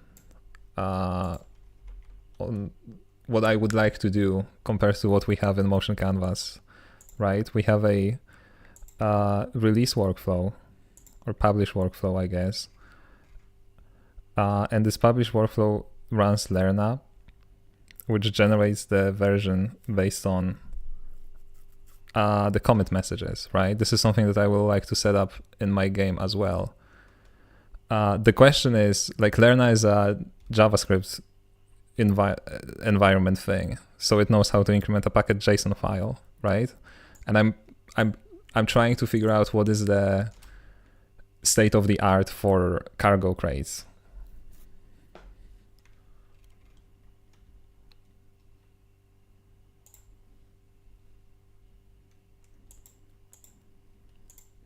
Or if it's just done manually, like a person looks at the changelog. Is the changelog also not generated? Do people write changelogs like manually? And they like write the changelog and you're like, okay, so here, according to semantic versioning, this would be, you know, incrementing the minor version. So I'm gonna make a tag with a minor version increased.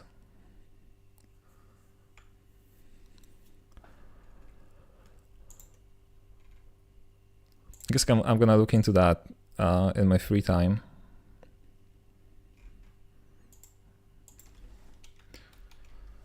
Because I don't think it's interesting when I try to learn things on a live stream. That's not good content. Yeah, but this works. This nicely shows the version.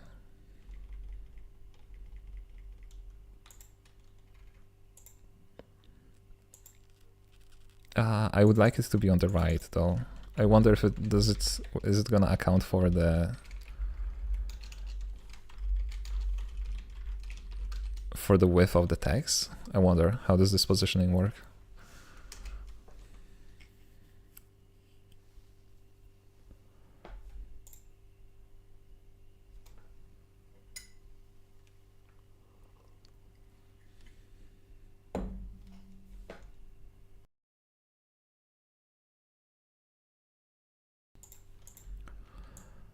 Okay, hold on, the window is...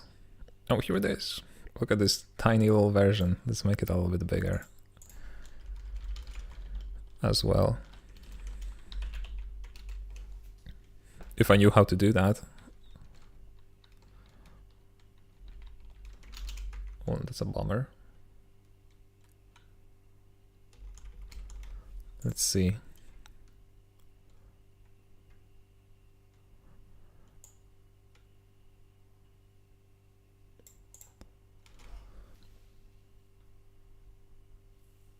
from section, text style,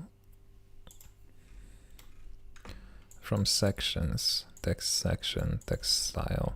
I guess that's what we want as well, from sections, right? And then we're gonna pass an array here.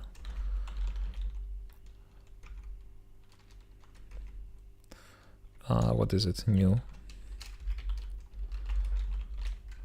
And then we can do our version thingy here with default text style. That's gonna be the first text section,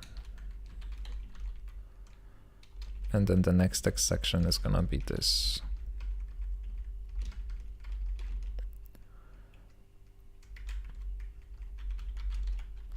Okay, is this gonna work?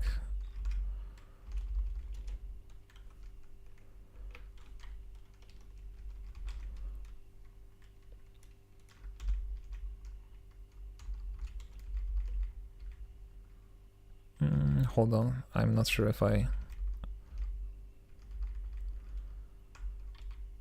added one too many brackets or something.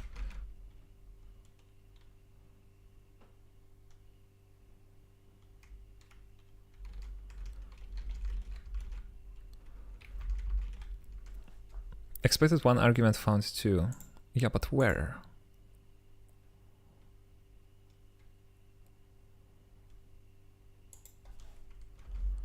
Okay, hold on. Let's get rid of this.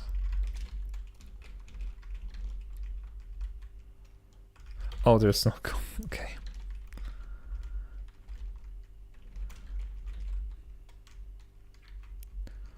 Okay, and now we can prepare the text style beforehand, right?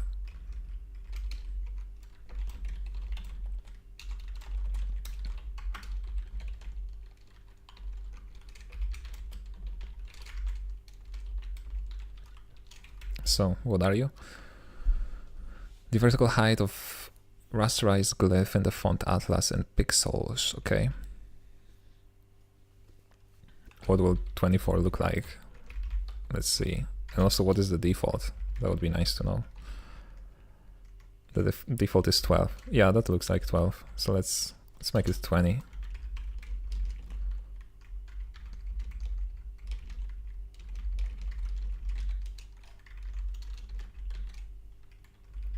Okay. Moved value. And do you really need it? I guess.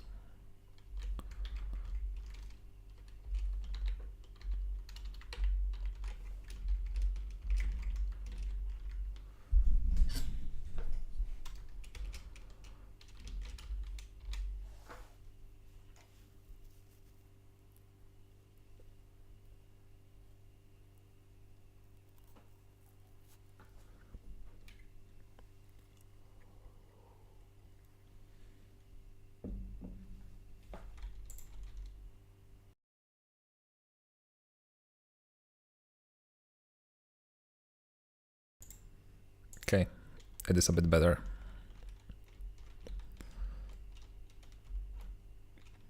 A little version number.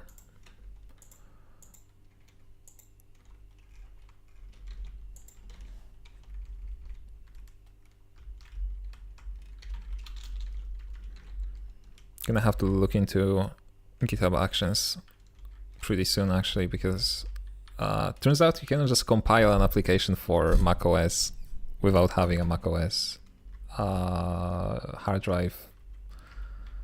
Not hard drive, excuse me, hardware. A hardware that runs on macOS is what I'm trying to say, and failing, I guess. So yeah, my current plan is to set it up on GitHub Actions and just compile from there using their macOS environment, which according to the internet should work just fine. But currently the playtest is only for like Windows.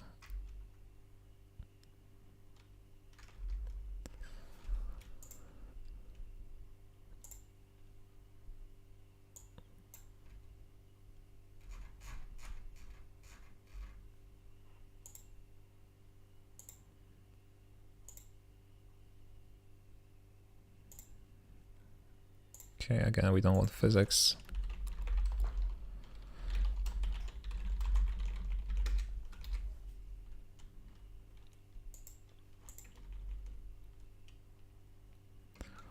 Maybe let's figure out this physics a little bit.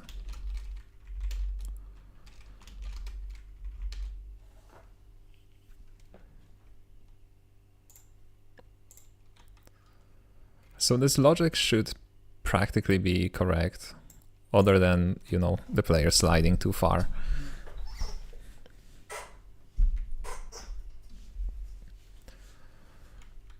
But that should be fixable though.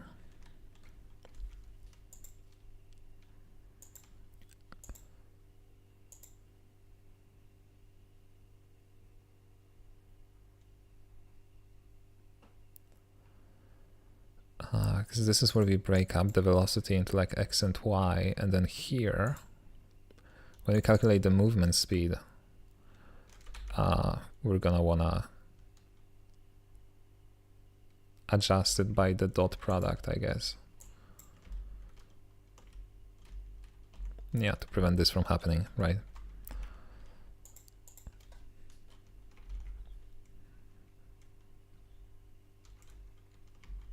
So basically, the steeper the angle, the lesser the force should be.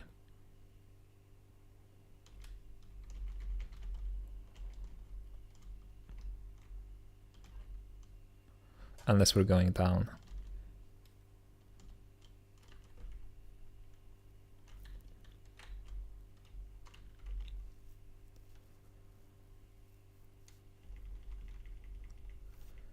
Because there's also something, hold on a second.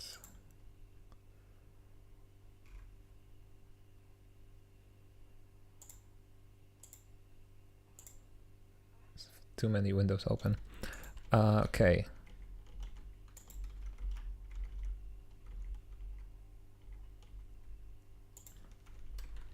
You open Krita actually. Draw this out. So I'm trying to think about this and how it would look like. I know that this is gonna be a dot product. I just don't know which vectors we need. Presumably the ground vector and the gravity up vector.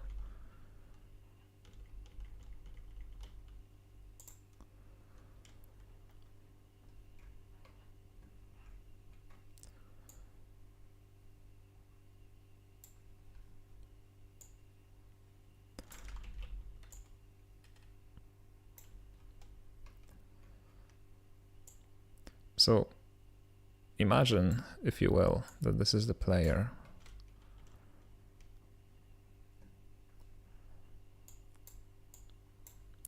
So now here's the normal. Here's the tangent. And here's the gravity up vector.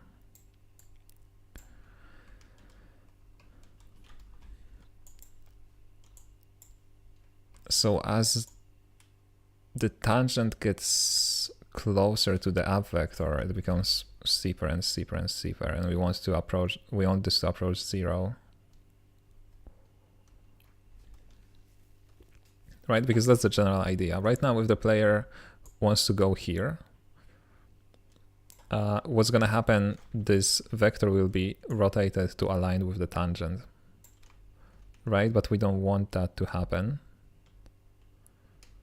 Instead, we want to sort of project the velocity onto the tangent, so it becomes smaller the steeper the angle, right? If you imagine the angle becoming even more steeper, even more steep, I guess, then this projection would result in a really small vector.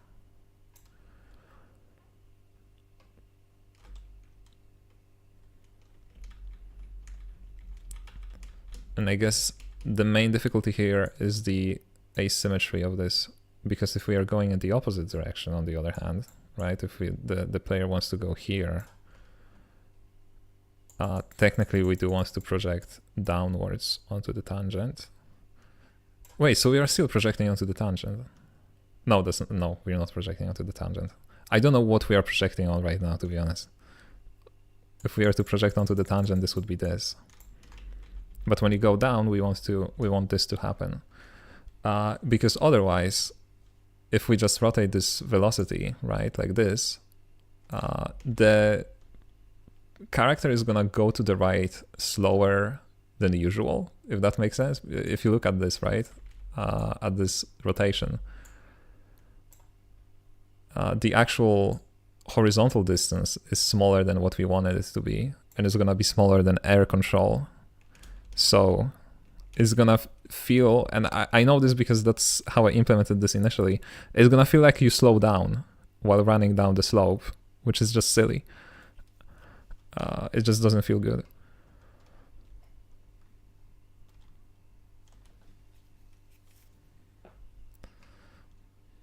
Krita surprise emoji, yeah. It's the one and only drawing software. So what is this projection?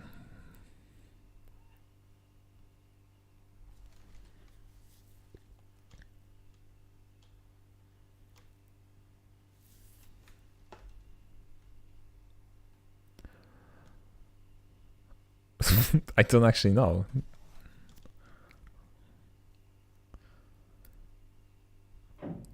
I don't think it's a projection, geometrically speaking. I don't think it's a dot product.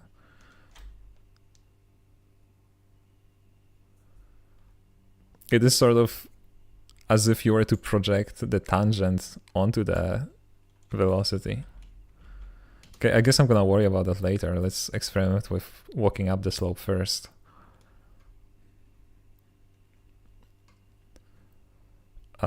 So we need to project the velocity direction, which is perpendicular to gravity direction, by the way, onto the tangent, which is perpendicular to the normal. So it's gonna be the same thing as projecting gravity up onto the normal of the surface. That's my guess. And we're gonna see how it goes.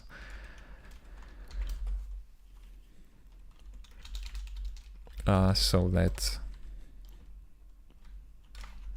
call it slope, speed, correction. It's gonna be up, and we don't change up. Do we change up? No, we only change x and y. Okay, so that's gonna be up dot product with ground normal.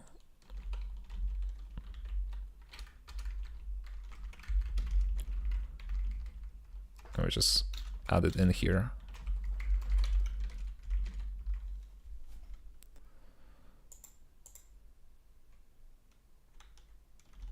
Okay, please ignore the errors. That's just my hot reload setup, making Rust Analyzer not happy. Okay, so it did not help.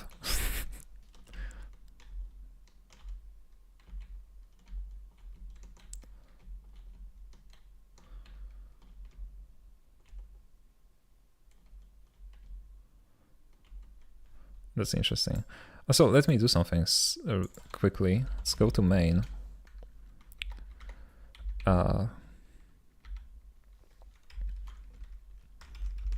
let's make this resolution. Let's disable this resolution when we are in development mode, because I actually like the window when it's smaller, when I'm working on one monitor.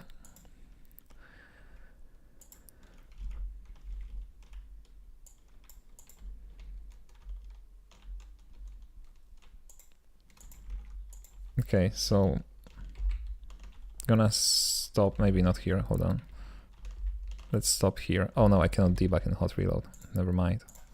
Just gonna use a little print line. Or debug, I guess.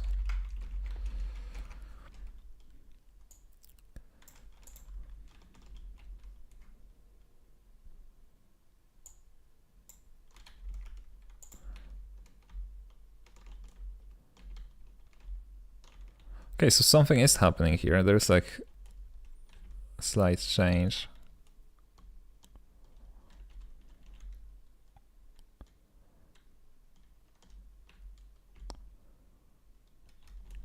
But apparently it's not enough. Or maybe I don't remember. it could also be the case. Hold on. Let's not do that. Let's comment the slope correction out. And let's comment all of this out. Just to make sure I remember how it works without it.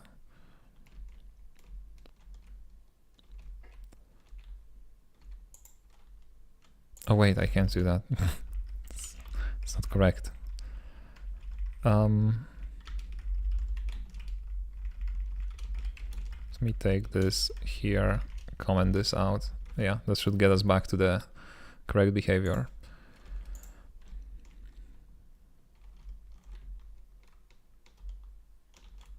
Okay, so it is significantly less sliding up.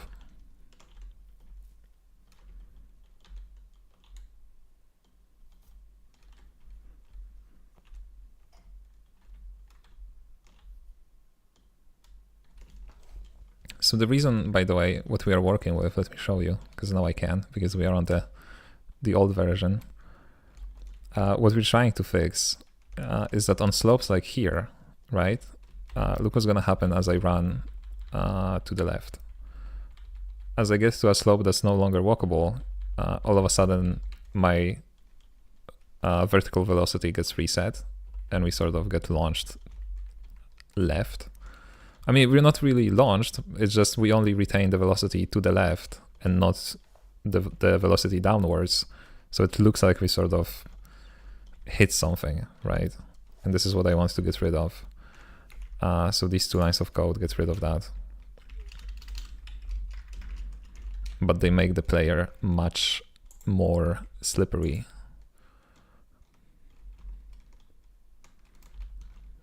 So now we can see that it works correctly, right? We just fall down with the correct velocity.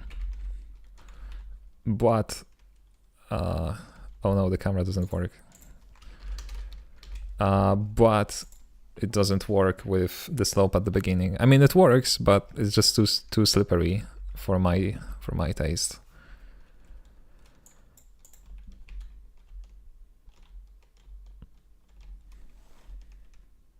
I don't know, maybe that should be a feature. Maybe we should call it the day and say, yeah, this is the feature now. What if you only do that if the velocity would be pointing down relative to gravity? But that's not the case here, right? The velocity is pointing up. That's what we're trying to fix here. Or you mean, what if I only do the split? I guess I could do that.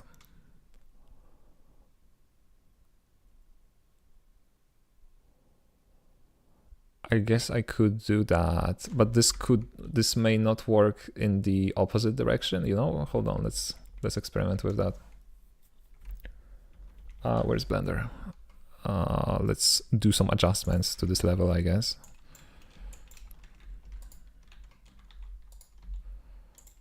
It's gonna destroy some walkable walls, but who cares? I feel like it's not gonna work in this scenario then.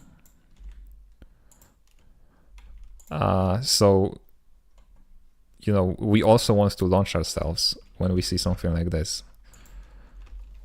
So currently, it seems to be working correctly. Or is it? Hold on. Ooh, that's also an issue. That's also an issue.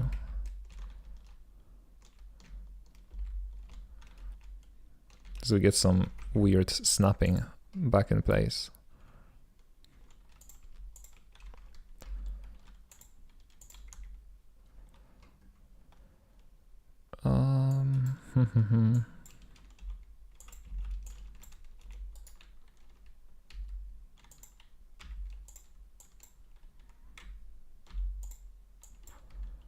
Let's make sure there's no issues here with the edge detection.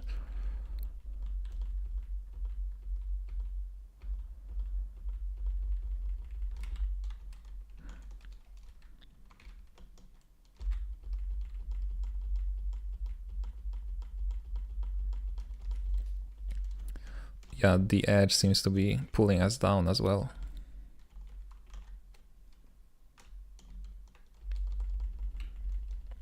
So that's yet another problem.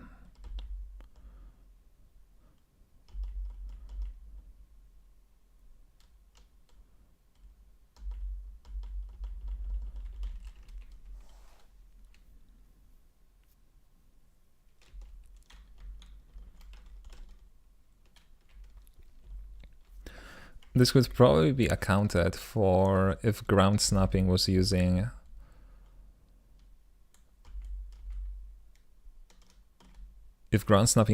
the direction of the ground.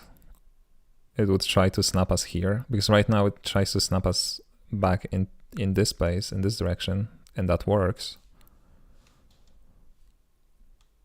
I guess it would also work in this direction. Okay, does it even work with like something like this? That's the question.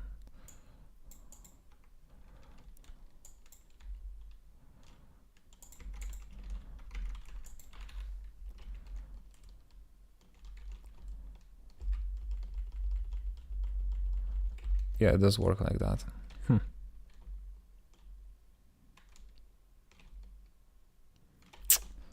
Yeah, I wouldn't worry about that for now, though. We can...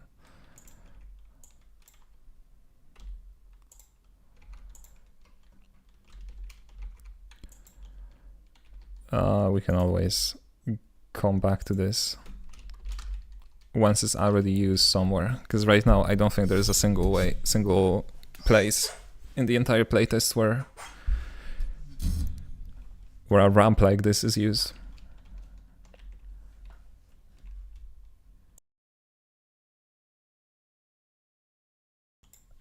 Okay, but there has to be, it has to boil down to just one constant that we need to multiply this by. I mean, not a constant, but one scale factor. So the question is, how do we derive it?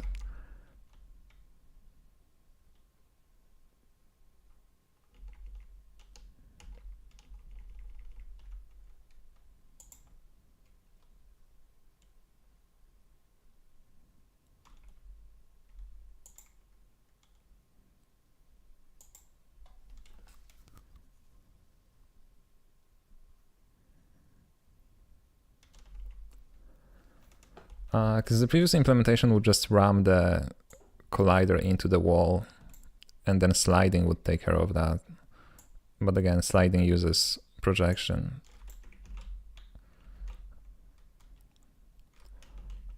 So by all intents and purposes, this should replicate that.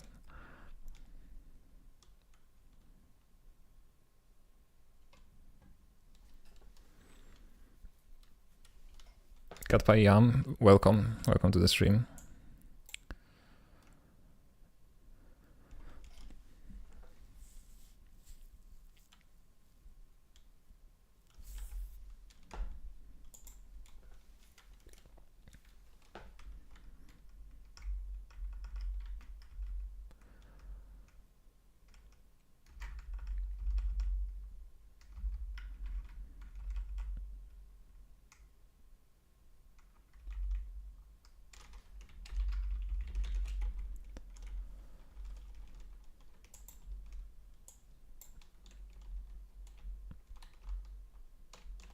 It is. It does feel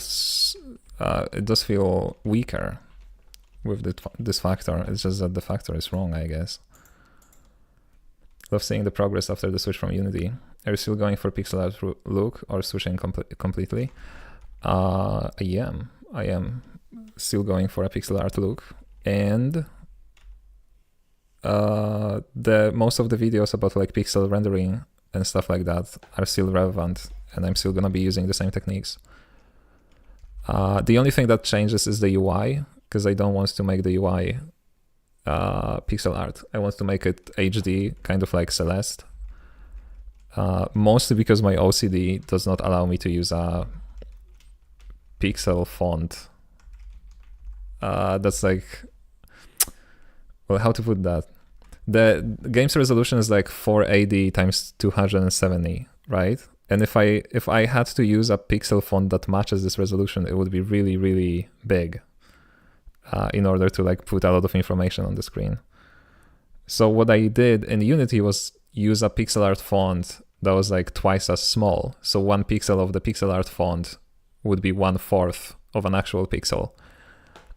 And it drove me nuts. So my solution to that is just have a full HD UI and not bother about this.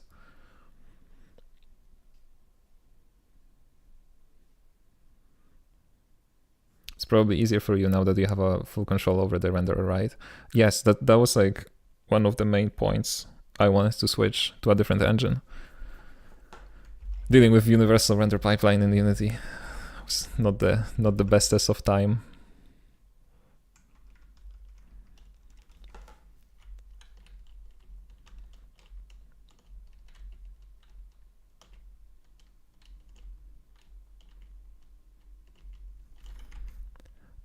Let's try adding a really steep slope maybe for a second. Actually, we do have a steep slope right here. Just let's make it geometrical. Maybe steeper than that. Something like this. So this is barely walkable.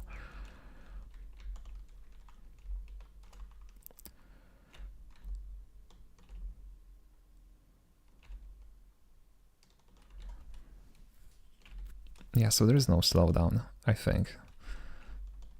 It's all a bit difficult to like feel. Yo, love your videos. Are you all in on Unity? Have you played around with Godot?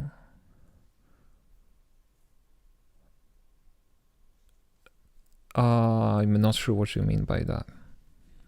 Are you all in on Unity? I switched away from Unity to Bevy a few months ago. I have a video about that, if you'd like to know my reasoning.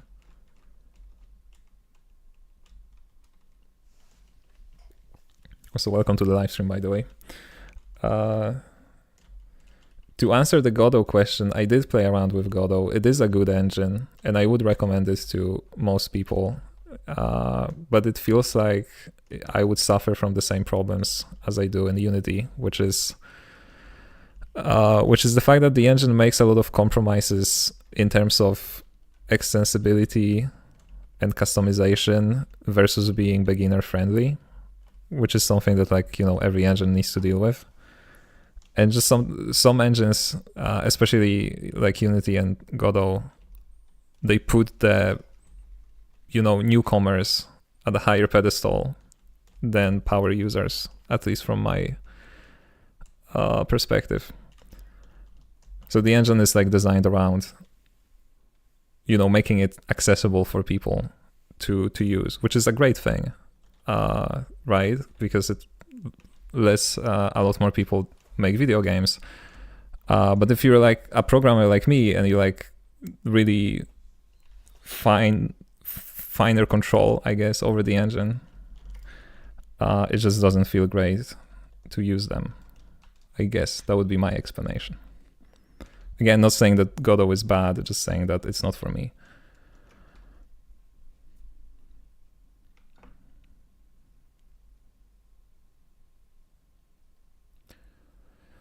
Should the tangent be projected onto the velocity only when the slope is downwards or also upwards? Downwards we're gonna have to figure out in just a second, because downwards needs to do this. So it needs to do something to keep the horizontal distance the same, right? That's not a projection. That's gonna be something else. That's like an inverse projection. But we don't worry about that. Currently, I just need to fix going upwards. So then, but you are right. It's gonna need some custom logic depending on the direction. I hate the rendering in 2D in Godot. I use it as my main engine, and it's awful as soon as you want to do something that goes against the engine architecture or design. Other than that, it's amazing. Yeah, that's what I'm saying essentially, right? I'm pretty sure if you have a game in mind and it follows like the traditional structure of a video game, then like game engines like that are gonna be amazing.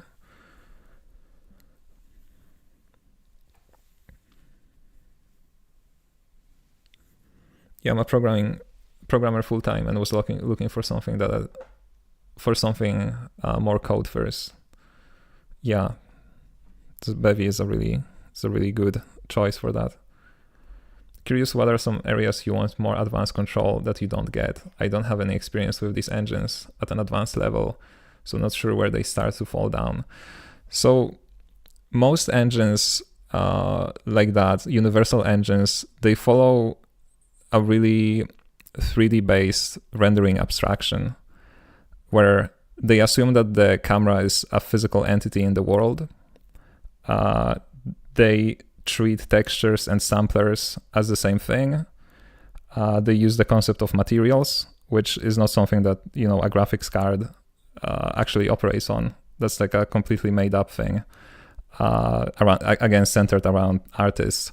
So like if you're trying to make, like me, a custom renderer that renders parallax layers, like 16 at the same time from different positions, you immediately run into issues with like the built-in cooling of the renderer, because the cooler is gonna want to use the frustum of the camera, because again, it assumes that it makes sense. If you think about video games as something that's like a 3D based thing, and then you treat 2D as 3D but just flat, right? This makes sense, but it starts to fall apart when, you know, you want to extensively modify the projection matrix for the stuff that you render, and the camera calling is just like, yeah, I'm not gonna work with that. Or even worse so, the passes are designed so that they operate as one pass per camera. So then if you want to have like one pass that renders multiple cameras for, again, parallax, in my case it's parallax and a lot of custom lighting and stuff like that, it just becomes really difficult to work with, because it feels like you're fighting the abstraction, which is a really solid abstraction based on decades of, like, you know, game development. And again, it works for most games. But yeah, for me it's rendering.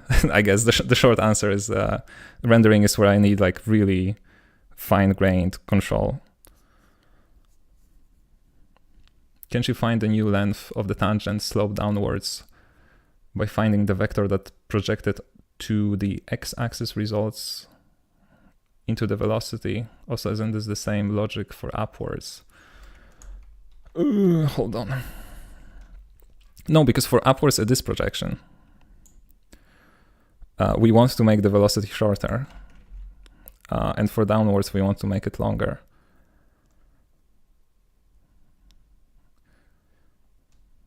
I don't think it's the same logic, because if you just project velocity on tangent here, you're gonna end up with this.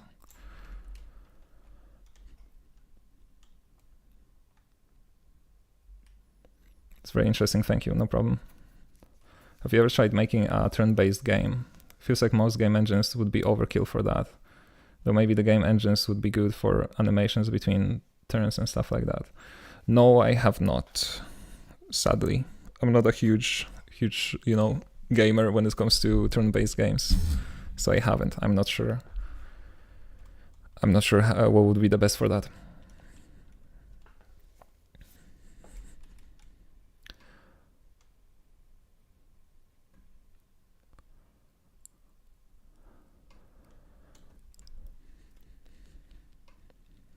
You project the tangent A to the x-axis B and get the velocity C. You have B and C, so it's possible to find A, right? The tangent A onto the x-axis B. I don't know which one is which. What I'm trying to do is I'm trying to project the direction of the movement, which is perpendicular to the up direction, onto the tangent. Right, so we figured out, since the tangent is perpendicular to the normal and the movement direction is perpendicular to the up vector, we can just project up vector onto the normal. Excuse me. And it's gonna give us the same ratio. So that's what we're currently doing. Where is it? Yeah, we're just calculating the dot product between the physics up vector and the ground normal. So it's this. And it is technically what we want. It makes sense conceptually that the steeper the angle, Actually, no, it doesn't make sense. Hold on. Because the steeper the angle... Yeah, no, it makes sense. The steeper the angle, the smaller this value gonna be. So at the point we get to a wall, it's basically 0, because we project, you know, up onto the normal. That's just 0. So it makes sense, but for some reason it's not enough. That's the problem.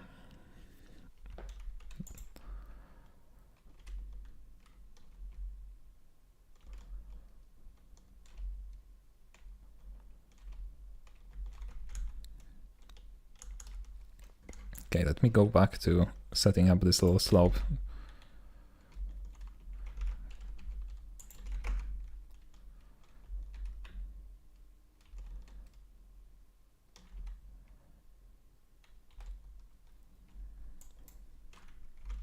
This is quite an angle that we can climb. Oh, okay. Then we slide down after that. I'm pretty sure I'm gonna lower this walkable angle eventually. Right now it's way too big, but it doesn't matter. Maybe it's even better because we can exaggerate the effect. I think our calculation is correct, but it should be a force rather than a velocity multiplier, perhaps. No. Impossible, because we're not dealing with forces. We're operating on velocity alone. We're just calculating the desired velocity that we want to have. The movement in the character controller is not acceleration based at all.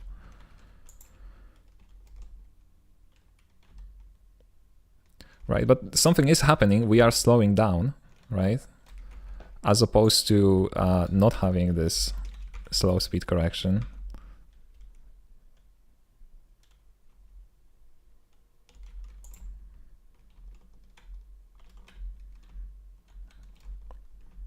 Right, now we are running up the slope.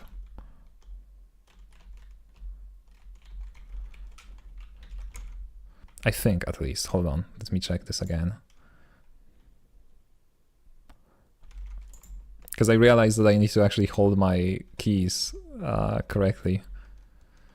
Okay, no, so we are still getting sort of the full speed.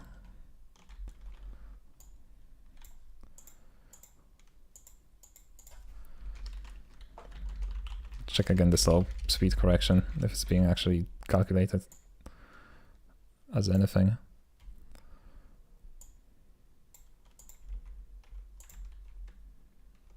Yeah, no, it is. 0.7.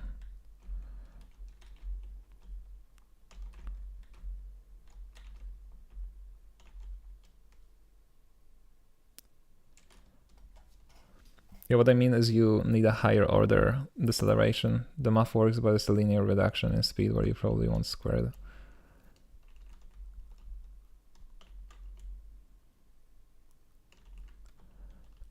I don't know where you would get that from, to be honest. Like, there is no force. We calculate the control velocity and we just lerp towards that velocity. There is no force in the entire equation. Like the correction squared. But that's just random. Like, we can add that. But like, mathematically speaking, where does it come from?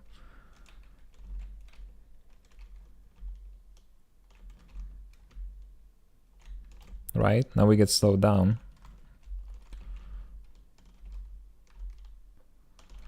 See, and it is less, but it's still not as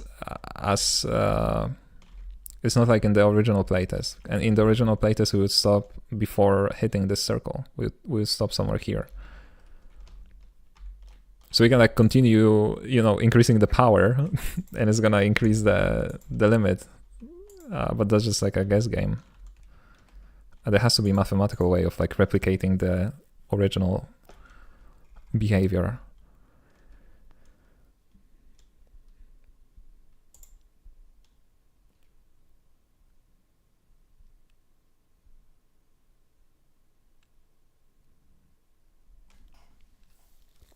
Or maybe there is no way of doing that, now as I think of it.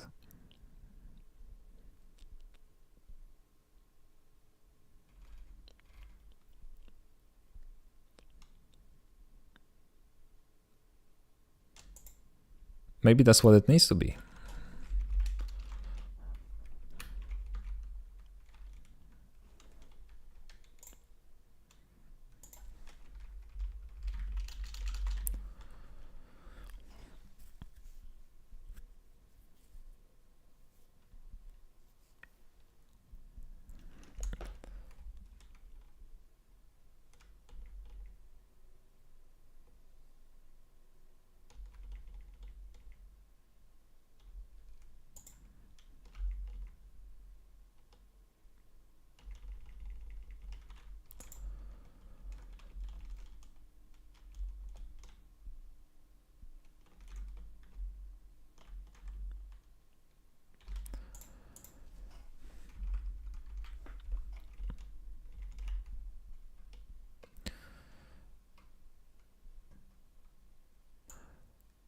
Because previously, when we decompose the velocity vector, we just use the physics app. And now we use the normal.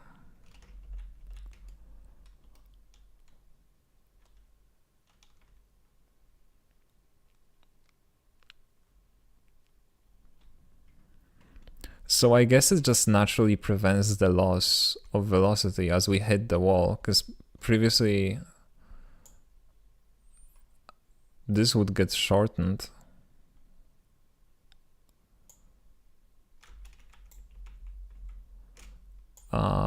Because we would hit the wall and it would get shortened each time.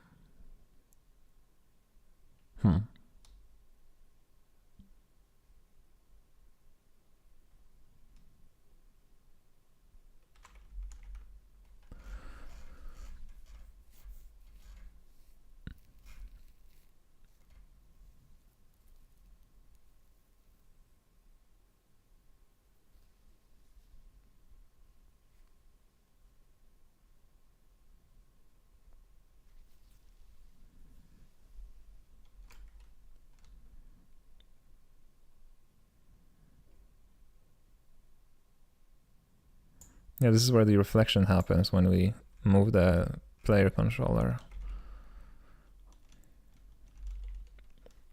If you want a more mathematical way of getting your velocity function, perhaps go back to first principles of a force diagram. You don't need to compute forces in the game itself, just on paper. But I'm talking about mathematics, not physics. The controller is not governed by Newtonian laws of acceleration.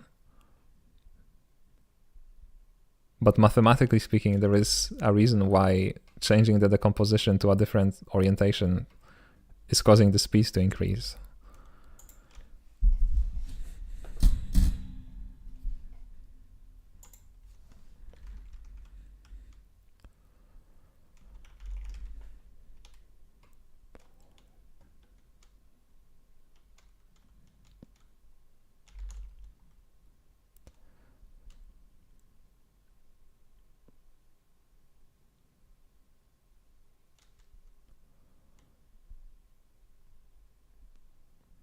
There's probably a realistic way to get a normal force without actually calculating forces. But we're not calculating a normal force.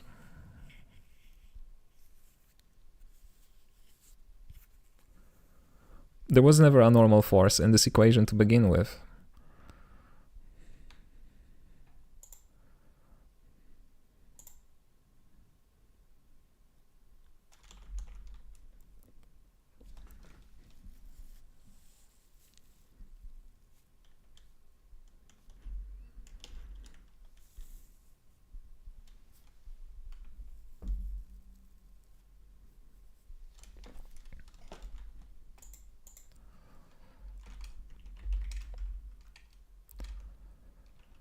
Let me get rid of damping altogether.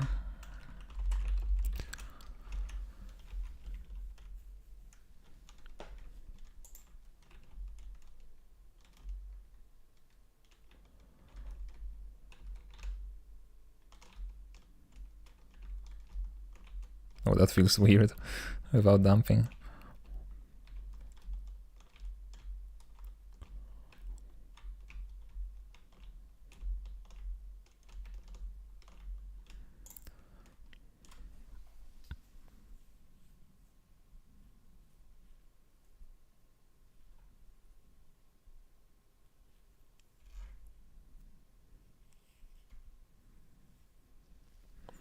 I guess at worst we can always put random vector calculations on Desmos and hope for the best.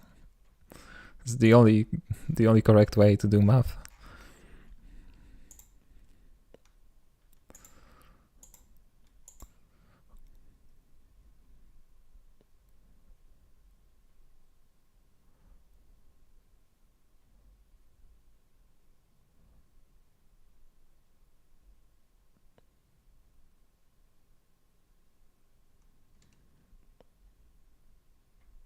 I think you're just looking for basic trigonometry and whatnot.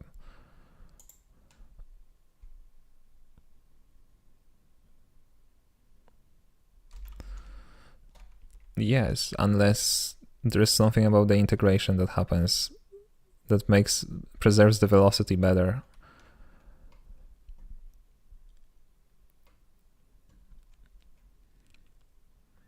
Because previously we would always decompose using the up vector, but now we're gonna continuously like change the decomposition axis to be the normal as we change it, as we go through it. Although I guess, yeah, and it would make sense here because the slope is sort of changing every once in a while. It's becoming steeper and steeper. In your diagram, what's the arrow you're trying to calculate? Or what's the intended thing you're trying to accomplish? Just trying to follow what you may be doing.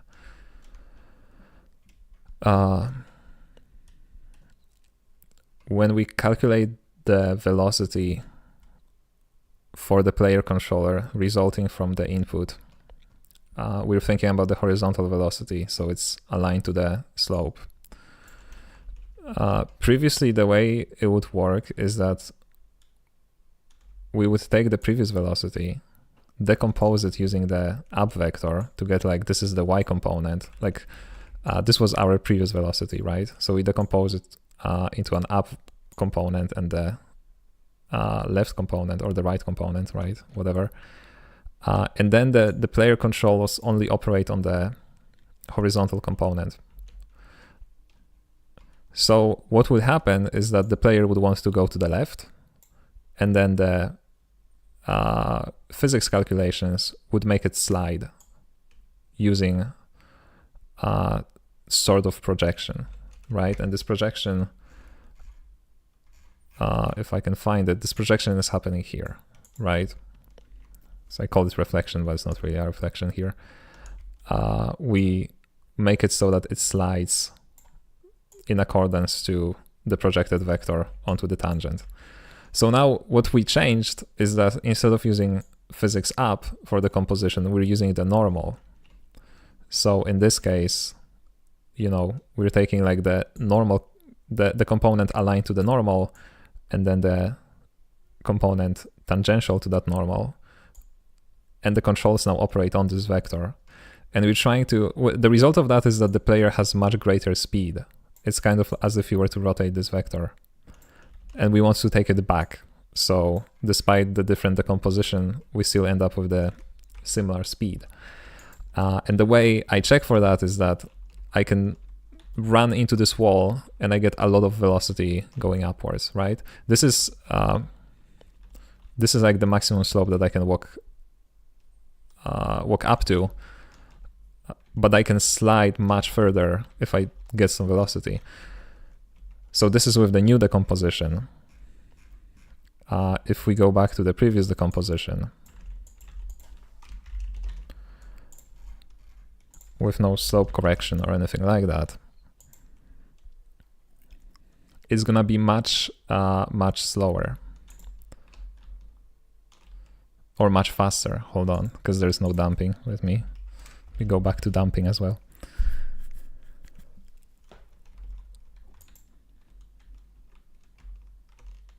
Right, I can barely reach the circle. I cannot even touch it. So I'm trying to figure this out. And the idea is to just use the dot product of this projection to scale the vector down. But it doesn't work. Because if we do only that, then the speed is still a little bit too fast.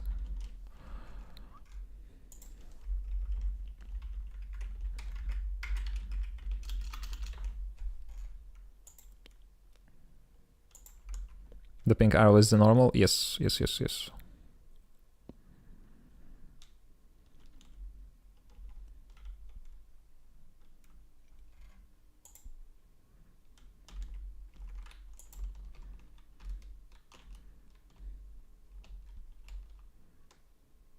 But then again, maybe that's how it just should be. Just make it faster. Maybe draw some debug vector gizmos and look at them step by step. No, we already read that dot product. We debugged it, and it is correct. So the math is correct, I think. Like this math that I'm trying to do. I feel like that's just not enough to fix it. Like there's something else that I'm missing.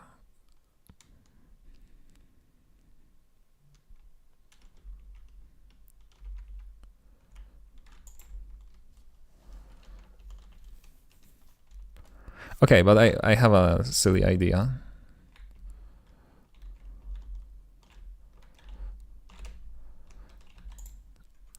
Let's try something simple. We're gonna debug the player effective velocity x. So this will tell us like how fast are we going to the right at any given frame. And then we're gonna compare this solution with the previous solution. So if the speed on this slope is roughly the same, that means that it works the same, and it's just something about the integration that is making it behave differently. In which case, I'm approving of the new implementation, and we're just gonna stick with that. Can I maybe use the local? No, normal? Yeah.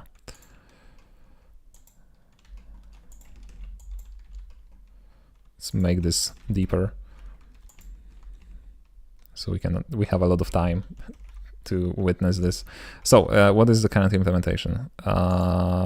Slope speed correction using the vector. So when I just go to the right, that's 240. That is the base speed of the player, right? 240 units. When I walk up this slope,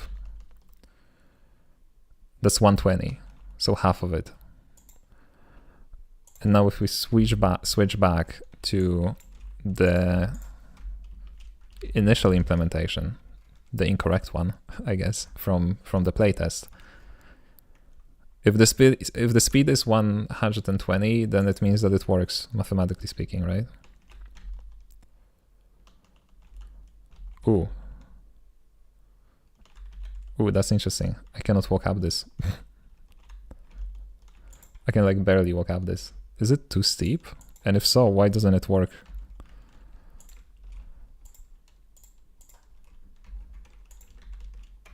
Oh wait, I just made it steeper. That's not gonna help.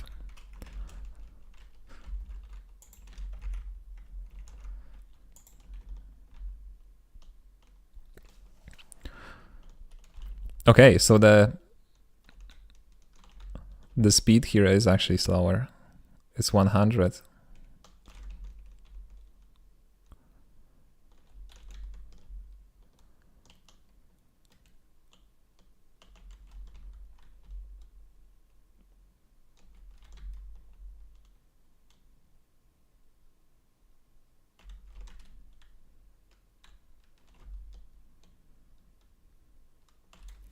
It's close enough, but not close enough.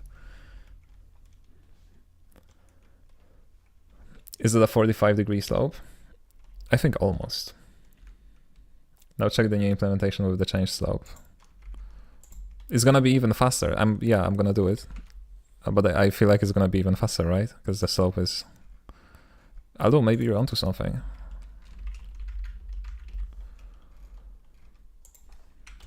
So, slow speed correction using the dot product.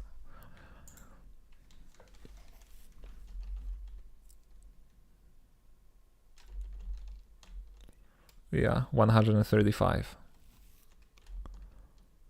Okay, just out of curiosity, using a square of the...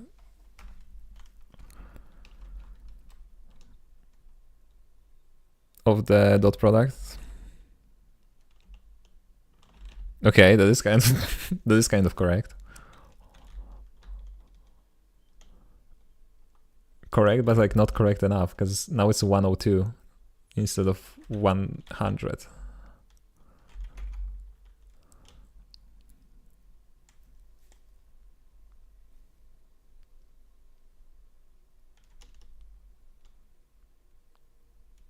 Oh, okay, but if it's the problem with the number, even when the slope is constant, that excludes any issues with like with the integration.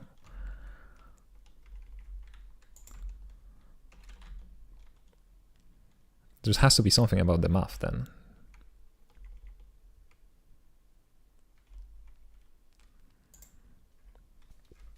What if there's something about the y vector? Because if we are on the ground, I guess this is important. If we are on the ground, the y vector will just get reset back to 0. So there could be some potential loss of velocity.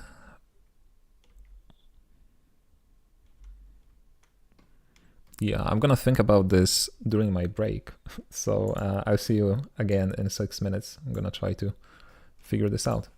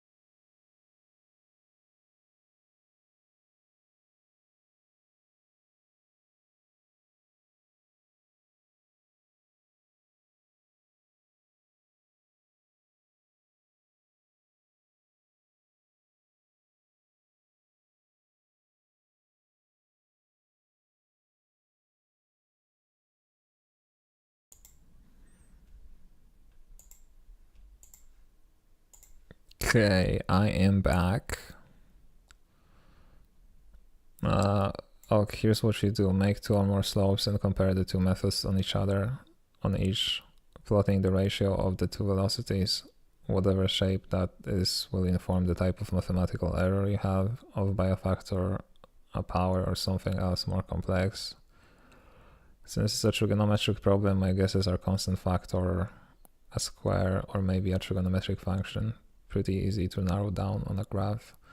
But how does that help me understand the problem? Like, let's say that it is a constant factor. It cannot be a constant factor though, because the base velocity is 1 when the slope is 0.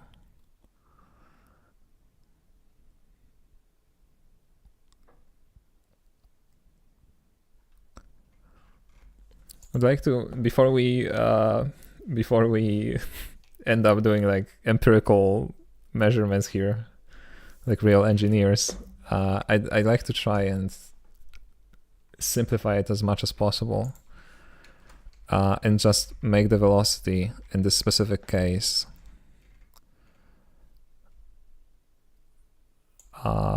make it into some fraction of the slope and like nothing else. So I'm just gonna get rid of everything. And I'm just gonna say that y is vector to 0, so it doesn't contribute anything. And then x is just gonna be, what is it gonna be?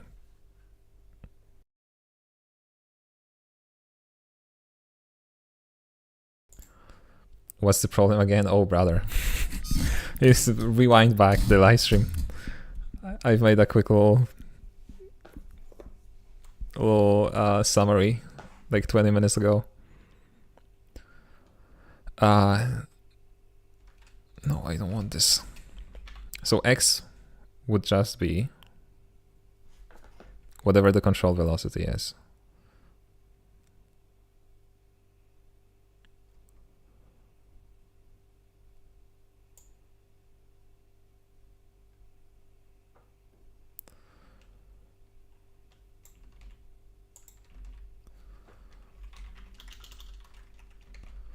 Which is already what it is. That's already the formula that we have, but let's just make sure. So where is this print line? Where is it coming from? 85?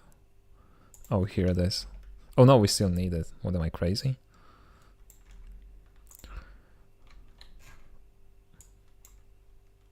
Oh, go back. Okay. So no, this is just 135.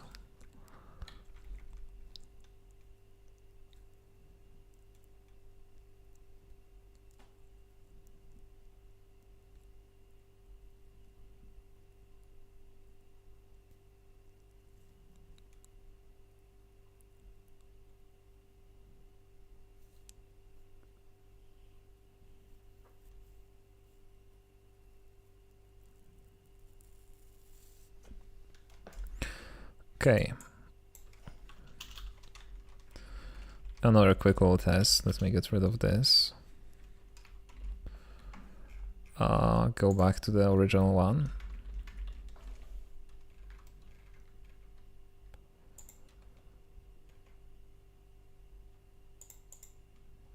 Okay, and let's do the same thing here. So vector to 0, and then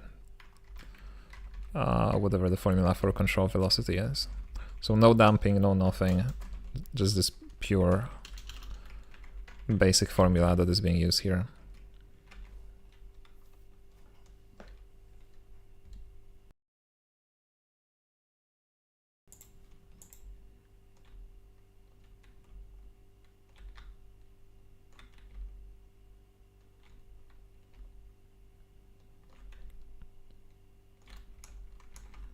Okay, that's much faster. What is going on?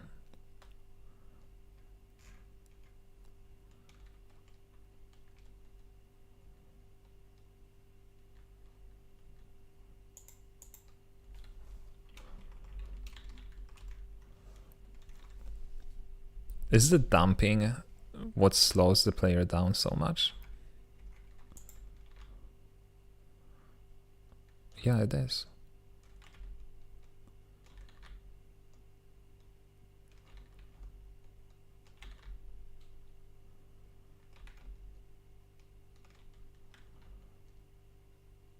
Huh.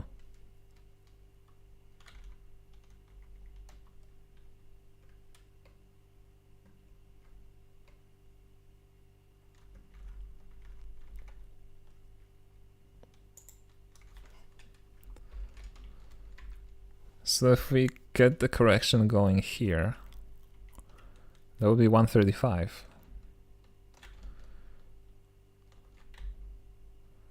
And it is 135 downwards. Hold on.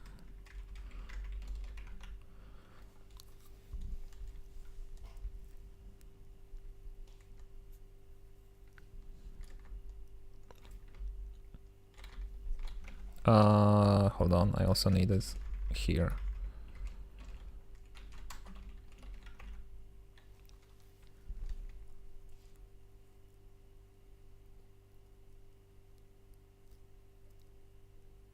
Moves getting filtered. Try to make it on Desmos. Don't know if you can open it on the stream. But the share URL for the graph is hold on. I'm trying to select it, but clicking on your chat message is changing its size. That's crazy. Hold on. Let me see. What are we dealing with?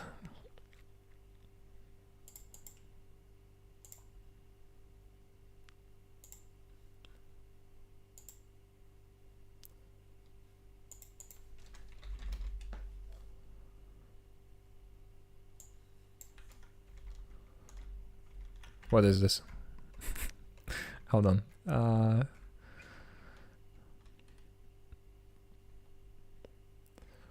Velocity, projection, normalized tangent. Yeah, I mean, this is what we're doing. That is true. That's the formula we're using right now. What is this? Lines. Oh, it's these lines. Okay.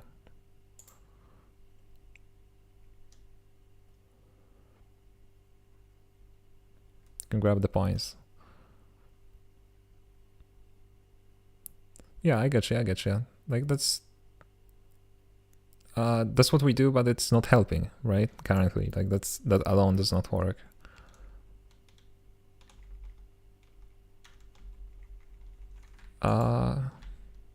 Okay, and here's the problem. It is 135 without damping. And the moment I enable damping,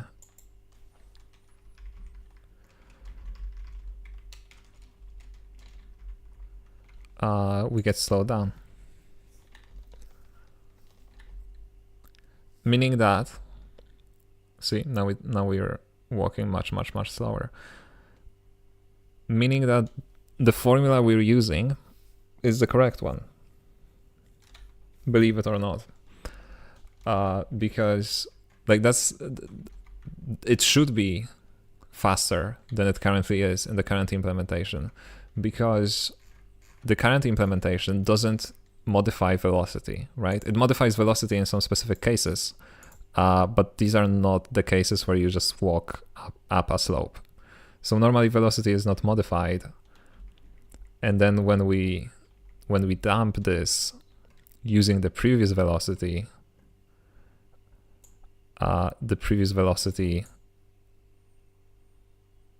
loses this whole axis because y is reset to 0. That's my current theory, but I'm gonna be honest with you, I don't understand why damping makes it slower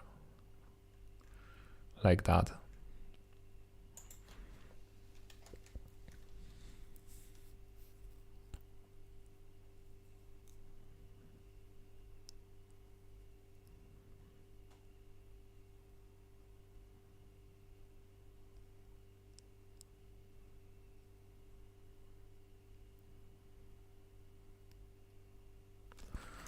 That is a conundrum.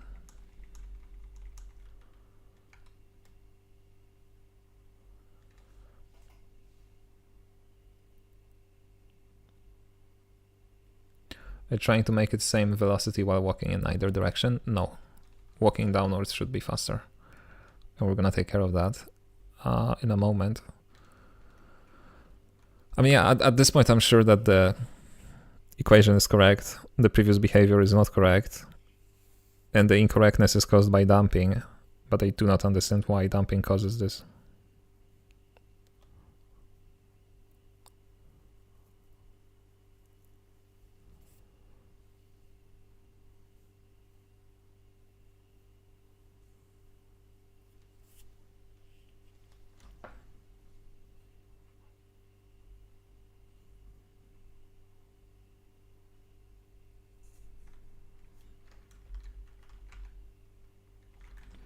So currently with dumping, this is AD with our correction, and then without our correction, it's gonna be back to 100, right?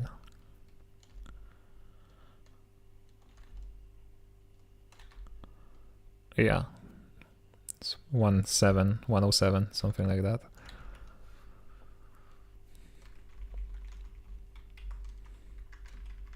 But if there was no dumping and no correction, that's gonna be 180.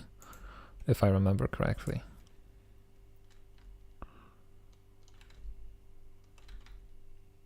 Yep.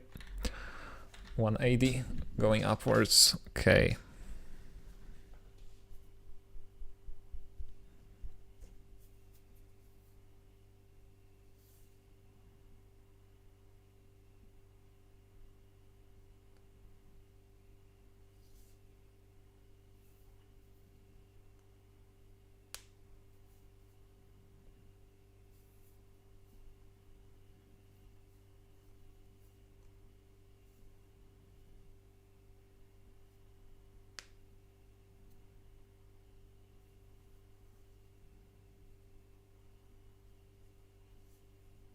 It doesn't make any sense in my head.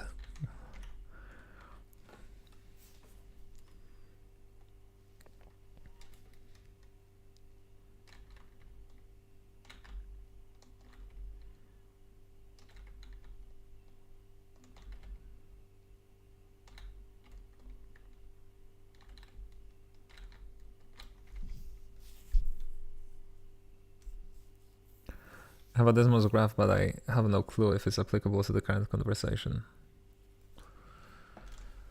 We can take a look at it.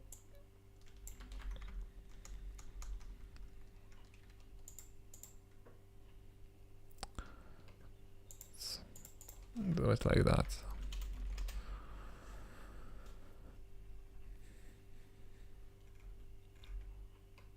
We have the surface normal.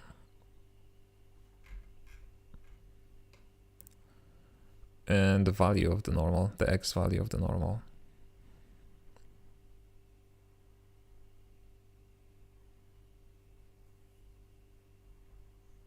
So the x value of the normal is gonna be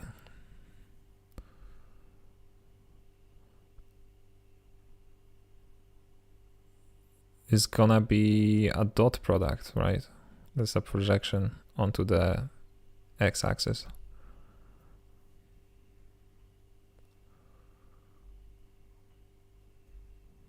Just using cosinus and nothing else. Yeah, because cosine is the result of a dot product between two normalized vectors is a cosine between them.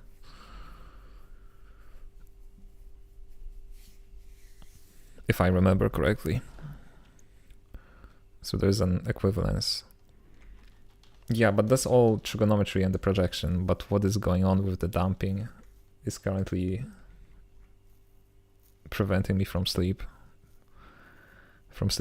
I guess. A part of me just wants to move forward, since I know that this works, but I really want to understand why dumping is slowing it down. It's been a few years since I've done dot products. My bad. No worries.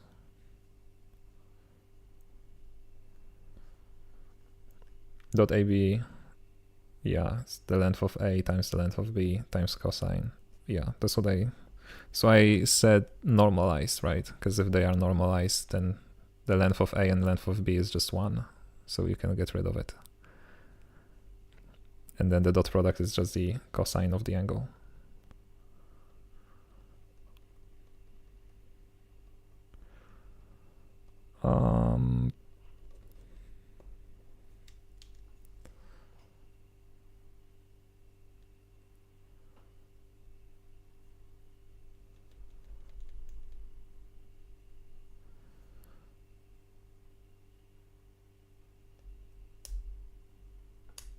Maybe the velocity is modified. Maybe I'm wrong. Let's see. Let's go back to no damping, right? Excuse me, damping. So that it's slowed down. The hot reload catch up, yeah. So it's 107. And now let's just eliminate any other velocity modification that happens, right? So first of all, yeah, we have the air resistance, I guess. We don't want that.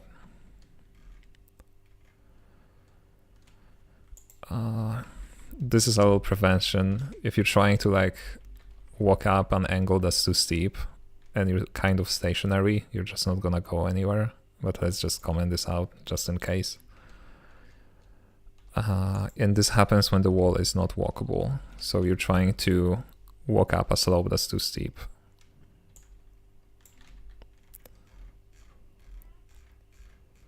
Yeah, I don't think the velocity is modified anywhere else. No, it's still 107.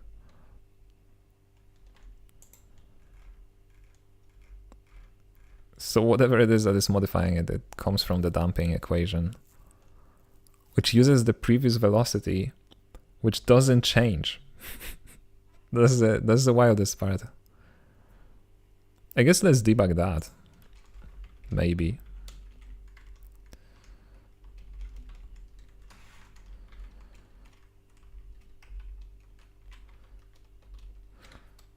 Let's debug the difference. Ideally, the difference should like become 0 after a short second. If the difference is continuously like bigger than 0, or it's being logged as a vector. Hold on, maybe let's just get the length.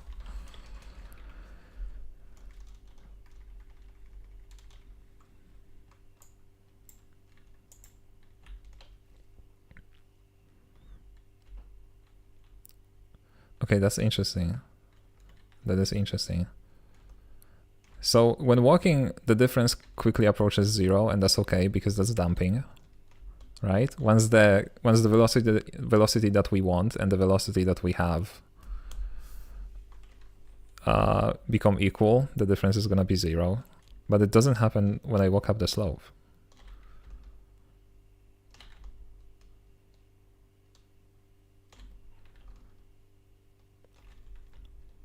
So that's interesting. The speed that we want, we never reach it with damping.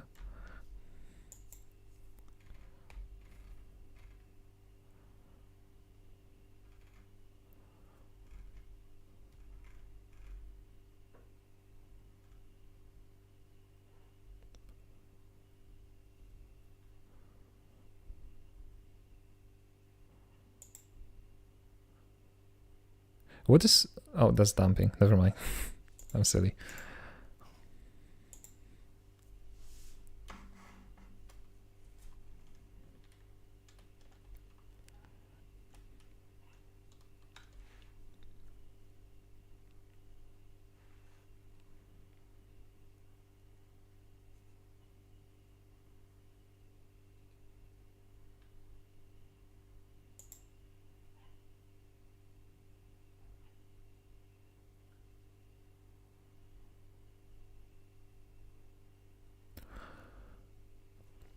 Sorry for bothering you, but why are you using appvector.normal? Shouldn't it be velocity dot tangent. Yeah, because we only want sort of the factor, because the velocity is already here, right? The control velocity already has the magnitude of the velocity that we want. So we're only interested in like the normalized dot product. And since velocity is perpendicular to the up vector and the tangent is perpendicular to the normal, this dot is gonna be the same as this dot. That's why we're doing it. But I think I discovered it. I think I finally understand.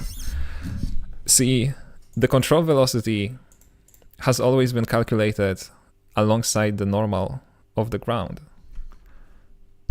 So that's the problem, because our decomposition assumes that the x vector is like perpendicular to the up vector, right? So this is like the previous vector, and the vector that we want is like this, but it's never gonna be like this. The damping can like try to make it like that, but then the next decomposition in the next frame is again gonna only take this component of it. So that's why that's why this is an issue, because we've been always using ground normal here, right? If I undo these changes entirely, yeah, see, oh my god, that's so stupid of me. It was using right before, and then I changed that to use ground normal perpendicular, and then I never changed that when testing the previous behavior. Oh, I'm so stupid. Okay. So we have more testing to do, I guess.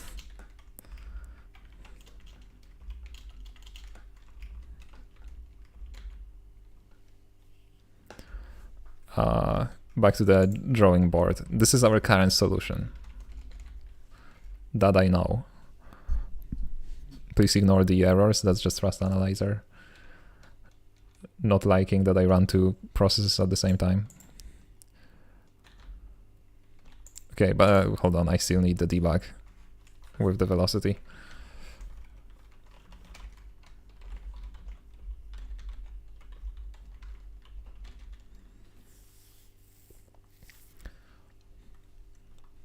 So what I was doing was not reverting the change entirely. We were comparing to like a weird version. Okay, so this is 135 for the next solution, right? And now I'm gonna actually revert to what we had previously.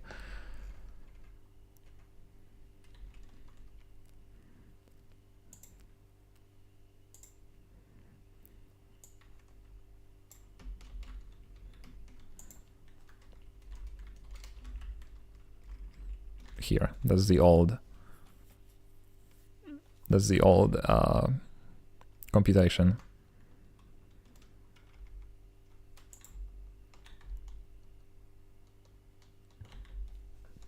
And it is 135, even with damping, because now it works correctly.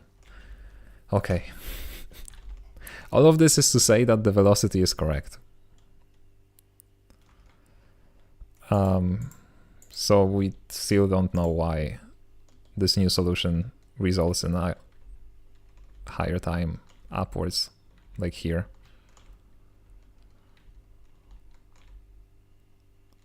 Ooh, that is weird. There's something wrong in here. Oh no, nothing is wrong. Everything else is commented out.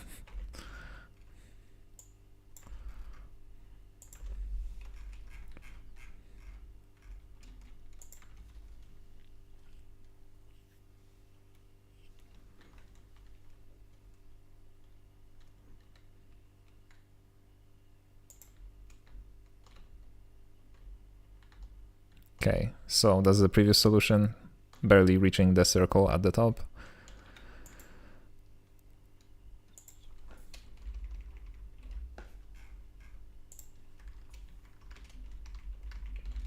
And then the new solution, this is gonna give us much more speed.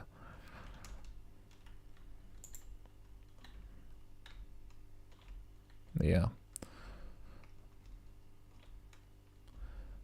But since now we know that the slopes are the same, not the slopes, speeds at the slope are the same, I guess we can just accept that this is the new reality and that's how it's supposed to work. See, because it is 135, just as we would expect.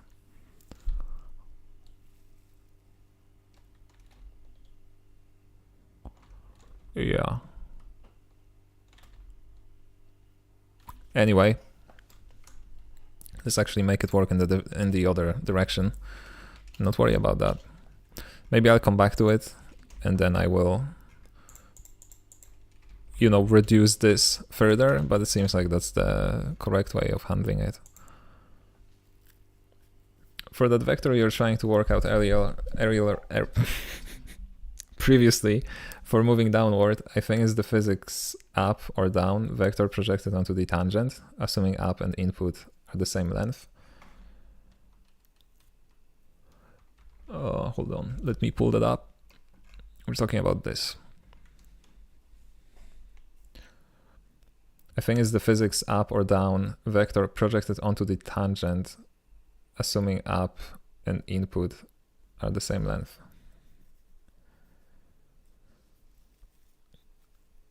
I think it's actually the inverse of that, because up and down are here.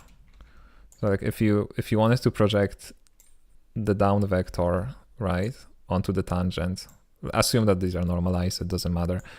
This would be shorter, right? So it seems like what we need is like an inverse of the dot product, sort of.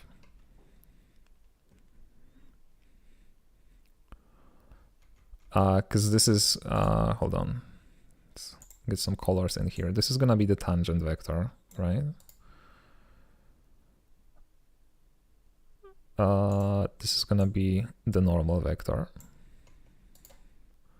Give me some red. And this is gonna be the direction of movement that we have right now. So it seems to me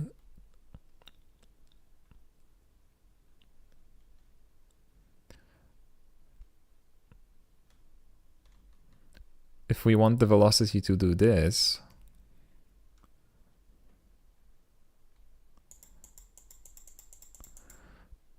we need to project the tangent onto the velocity direction and then use an inverse of that. Like, and by inverse, I mean like 1 over dot.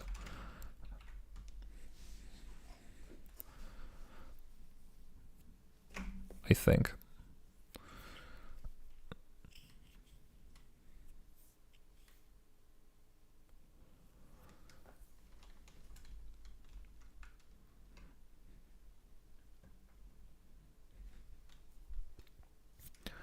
Because whatever this vector is, right? Let's call this V. No, that's a very bad name because it's like velocity. That's not velocity. Let's call it T. Right? That's like a vector. That's the vector that represents our velocity alongside the tangent that we want to get. And this is our velocity that we have.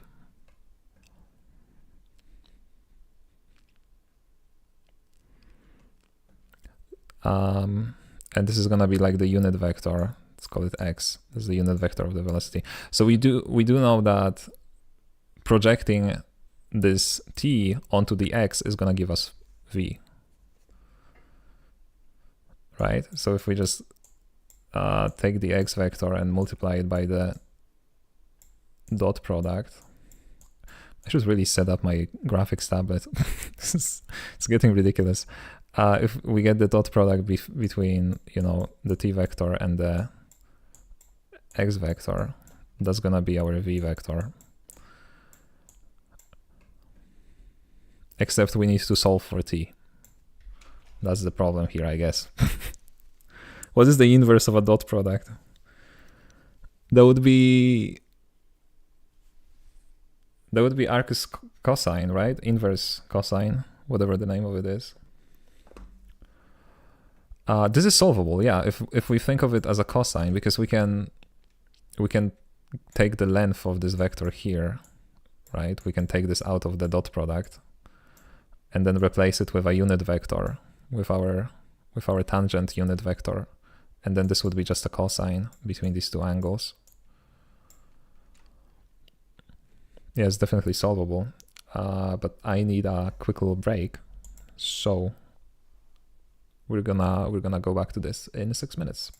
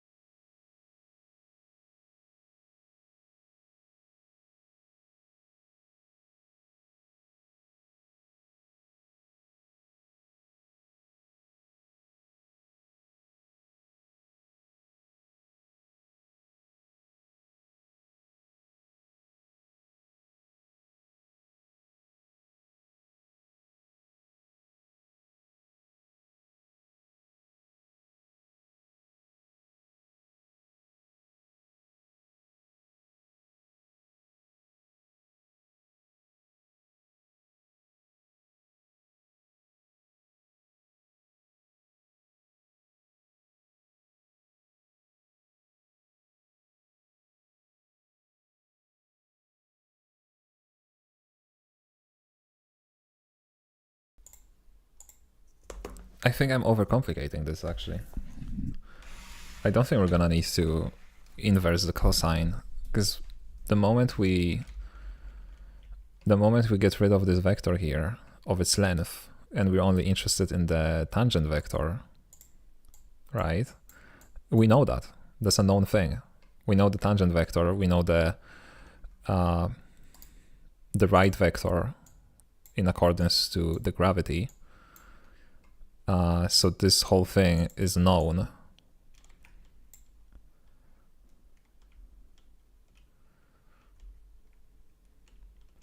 And this whole thing is known. So really, that's just gonna be the velocity divided by this, isn't it?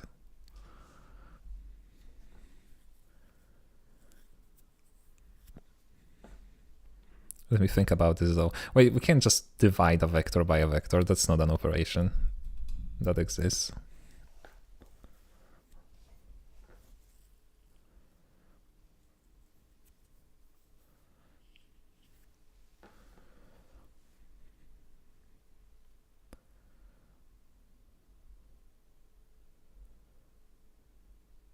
But we don't care because we only operate on lengths, actually.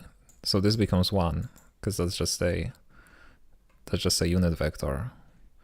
And then this becomes our velocity, as in not a vector. And what we're trying to calculate is this. So, okay, the length of this t vector should be exactly what I said initially, isn't it? Now as I think of it, it's just gonna be velocity divided by the dot product. So that's basically velocity multiplied by the inverse of the dot product, by 1 over dot, which I'm pretty sure I said in the beginning. Well, that's great to know. Great to be sure about.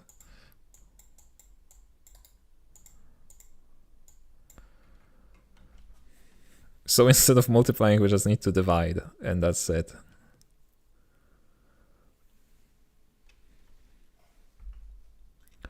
Two times dot times velocity tangent times velocity. Isn't this a reflection? Isn't it formula for reflection?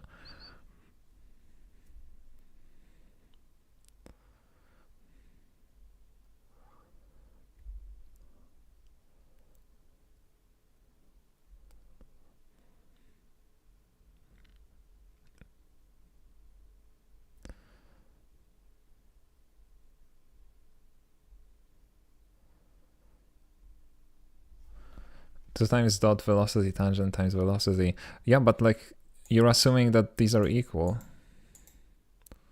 That if I project this vector, but like that's not gonna be the case, is it? If like the velocity is like this, then we want to find this, and your formula is gonna find this.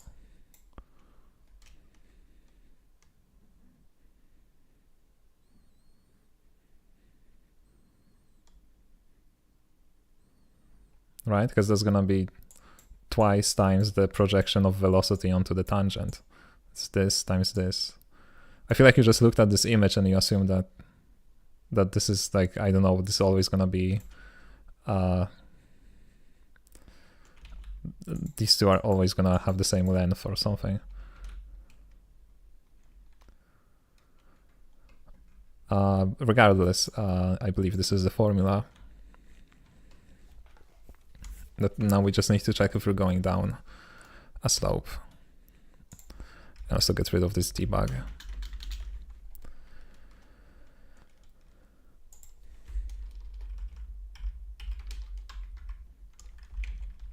So speed correction downwards, so just do it for now. That would be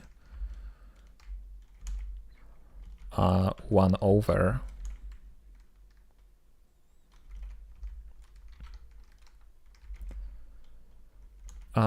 1 over this. That's that, right?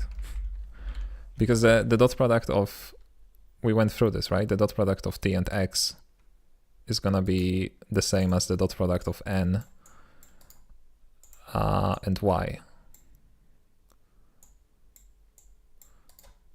That is assuming that both of these are like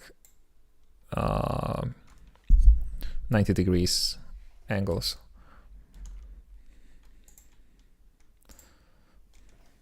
So now we just need to figure out if we're going downwards or upwards.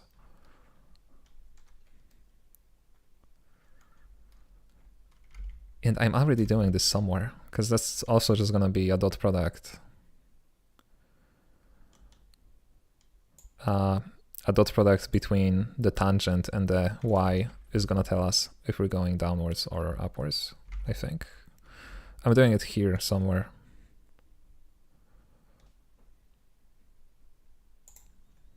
Yeah, I have a function called orient towards.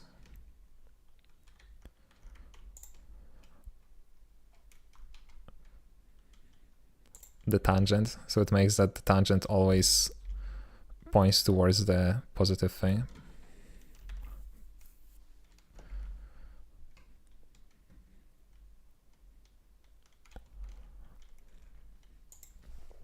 Let me write that down to make sure.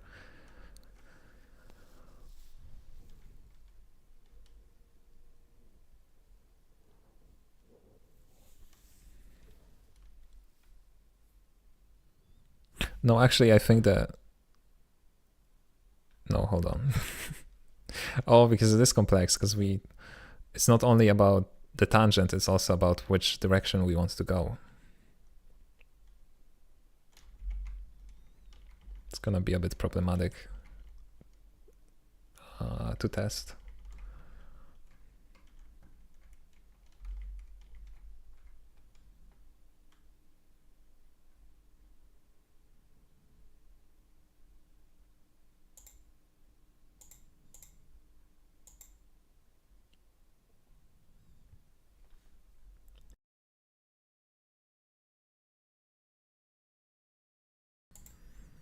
Yeah, I believe I'm already calculating this here, because this is for sliding down the slope.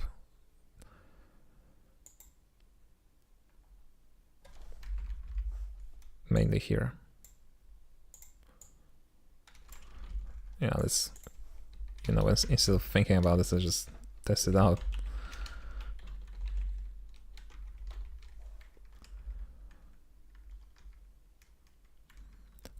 So let's just check if it's greater than 0. Because in this specific case, we just need true or false to do a little branch. Okay. So now this is true, this is false, but we're gonna need some more, some more slopes. Where's Blender? Here. Okay, let's maybe move this a little bit higher to make some space, and then make another slope here.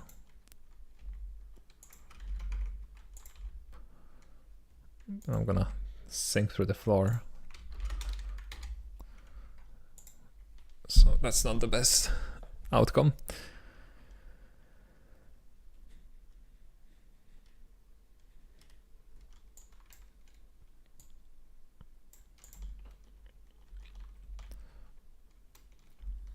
Okay, so it does all flickering when we run a flat surface, but that's okay because the dot product is gonna be 1 in both of these cases.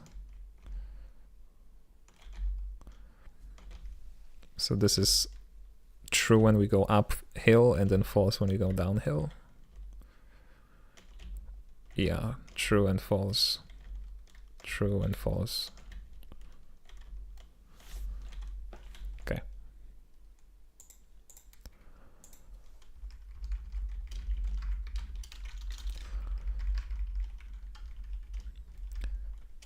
If direction uphill, we want to slow down. Downhill, we want to not slow down.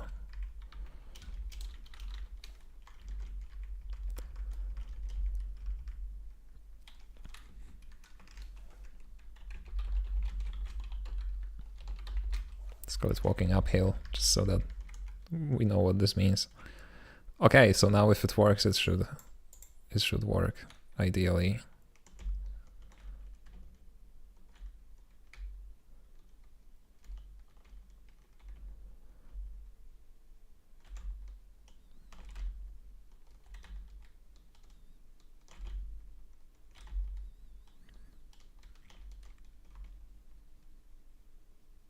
Yeah, so I can immediately feel that it's, difficult to see on a live stream, but we get much faster when we're running downhill as opposed to uphill.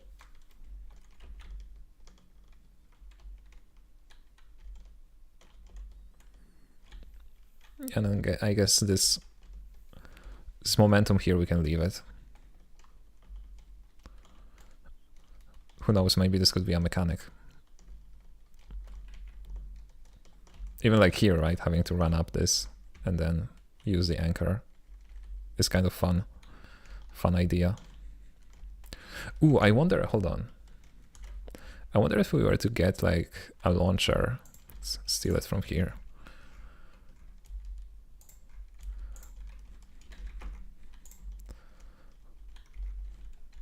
So maybe position it like that. No, we're gonna lose most of the velocity here.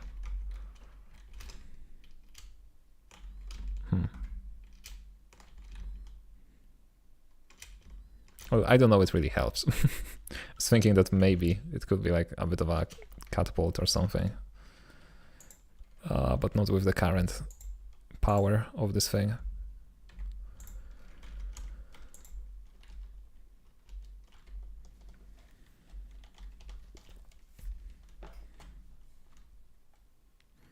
Okay, this now works. I am happy with it.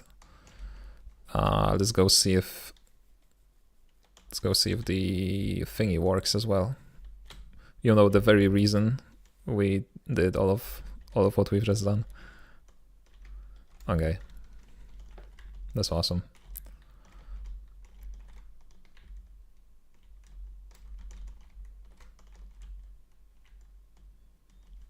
It's perfect, actually.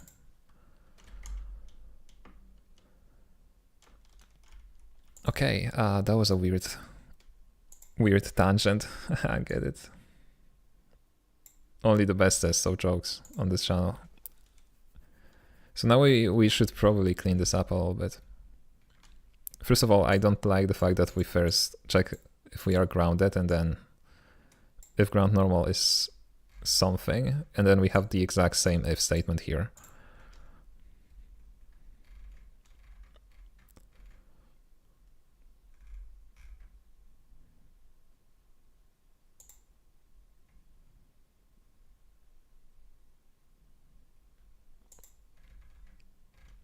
But I don't know there's much we can do about that. Yeah, I mean, I guess we could... Here's what we can do, I think. Can get rid of this altogether and then just do it here.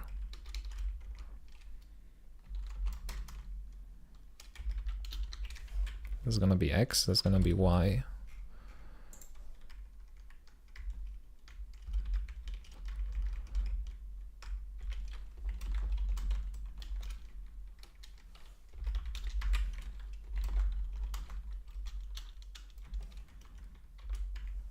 Okay, this reset can also happen here. Oh, so we don't even need this here. See, that's simplifying a lot of things. We can do this always, because then we're just gonna reset it anyway. And we can use this better is on ground.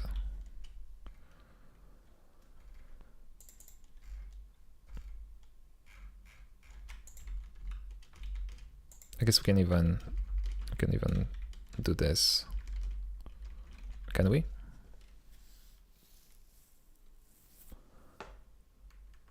Okay, and one thing I'm missing is the normal. Hold on, because I removed it here.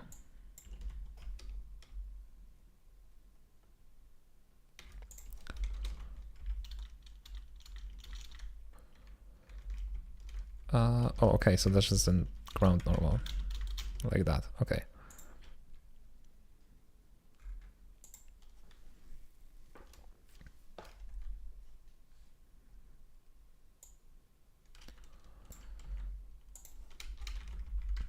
Movement damping. again after this. So a little check, by the way, if you're wondering what it does. It accounts for the fact that sometimes, because all of these physics calculations, they use the previous information about whether or not the player was grounded.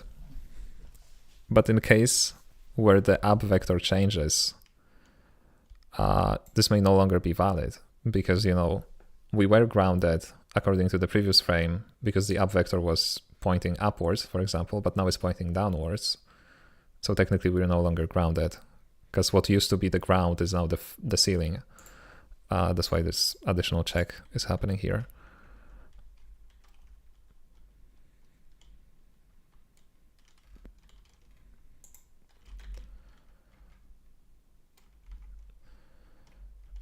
Okay, and now we can probably stop hot reload for now and just use the development version, see if it works, and if so, then that's it.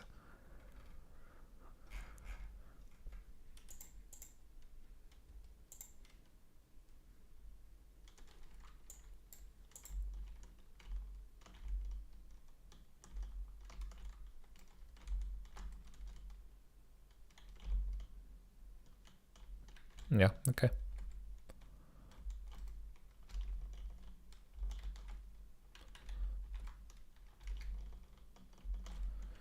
Oh, that's interesting. What is going on here?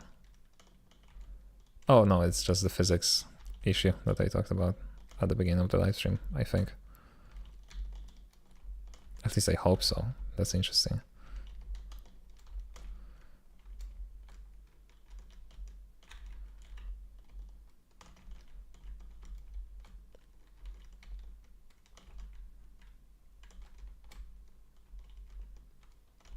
Or maybe that is because of the physics.grounded that I changed.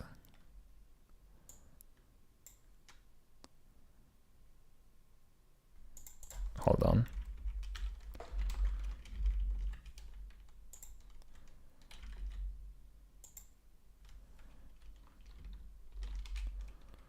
Let's just not do that for now. Because that should not be reproducible with vsync.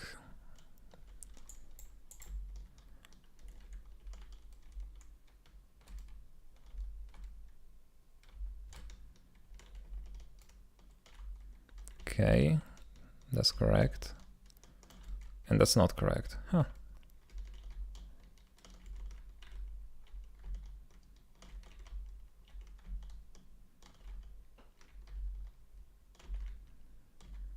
Interesting. I wonder if it's the current changes that introduce this problem. Yeah, but we have it on our to-do list, so we're gonna have to take care of it sooner or later.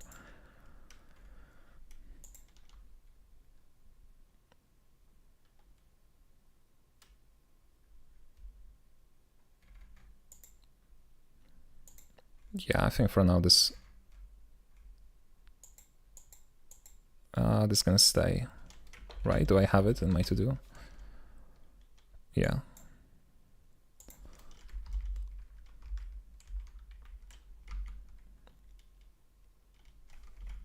So I guess one little thing that I can test really quickly is just making this steeper. Right? So now this angle here is like 90 degrees. Let's see if that's gonna fix the issue, because it does fix the issue with vsync. Oh wait, I need to save it. Ooh.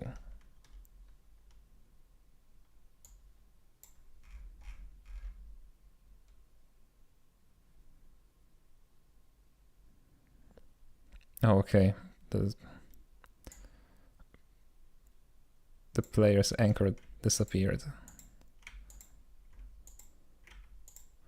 Because that's what I get for unwrapping.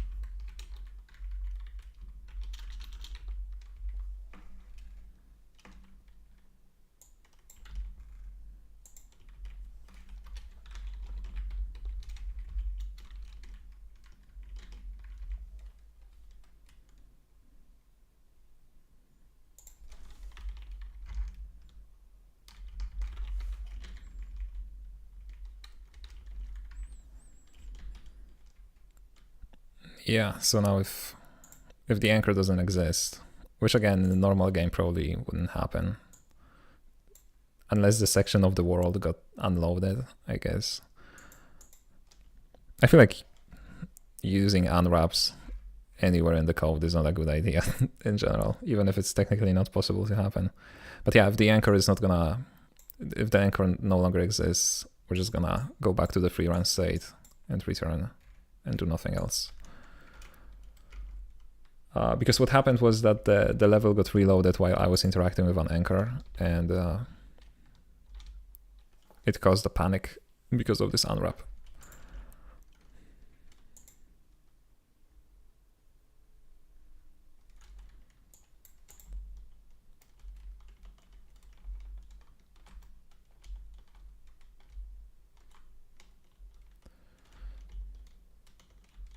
Yeah, okay.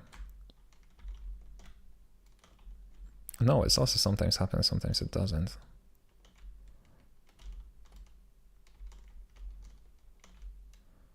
So it could, maybe it is introduced by our recent change. Interesting. Let's see if I shorten this so that there is a little bit of a floor here. What's gonna happen then?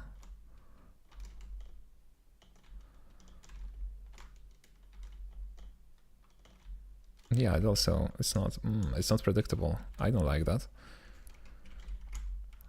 Well, anyway, that's for the future me to figure out.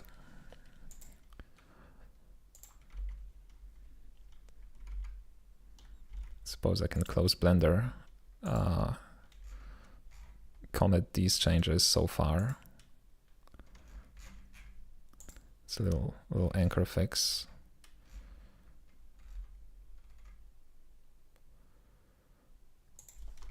This doesn't have to be a change.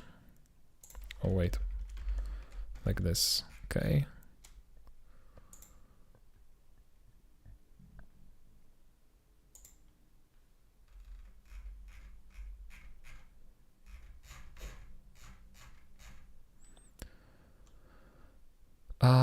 I want to revert this actually.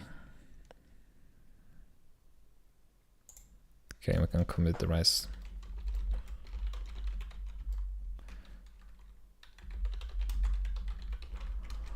I mean, it's arguably an improvement given that we introduced a different kind of bug. But whatever. Progress is progress. Unwrap is always worse than either expect or let else. Unreachable.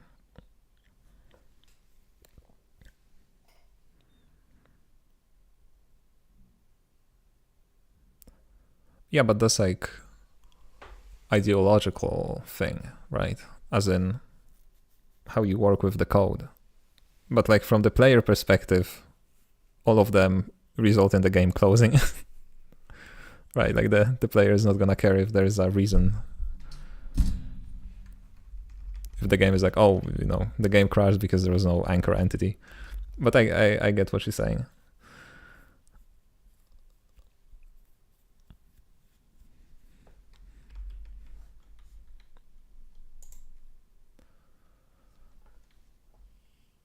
The best is bug free. Yeah.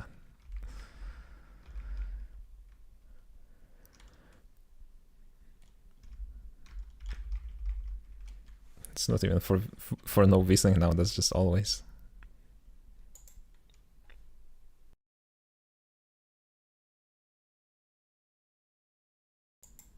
Okay, so a bit of a less productive stream today, I guess. Maybe because we were playing the game at the beginning. But I will be wrapping it up slowly. I really want to start with the Velo integration during the next stream. The idea is to use this to display all of the gizmos instead of Bevy's gizmos. That would be a good start. Because in the final product, Velo is going to be used for rendering the overlay UI, and there is going to be an overlay UI as well. That's not pixel art. So we will be using Velo for that. And I actually do have some old implementation from the day from back in the day when I tried to implement a editor in Bevy. Back when I was young and stupid. Now I'm just stupid. Where is it? Oh, here it is. So we do have some code here, which I believe renders to like a full screen texture on top of the camera or something like that.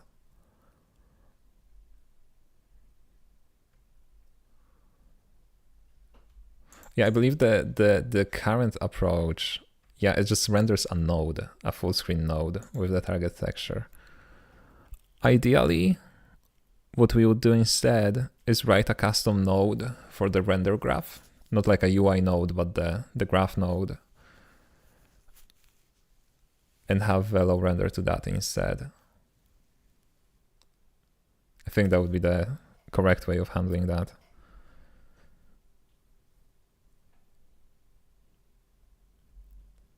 Although an UI image could do for now.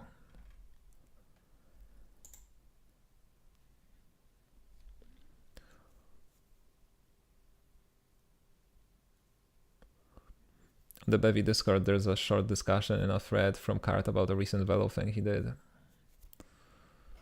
In which channel?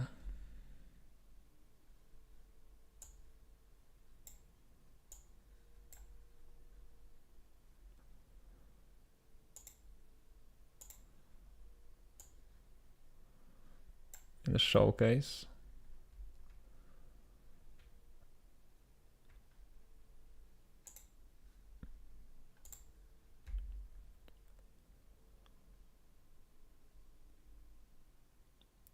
And what's the title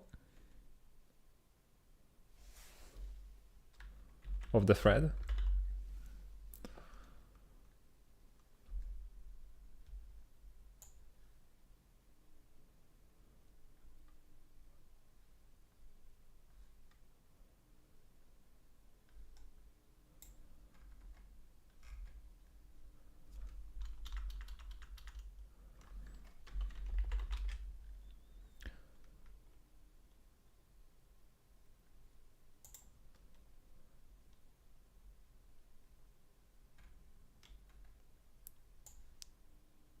Was inspired to make a board game last night and came up with a simple Bevy render abstraction for Velo.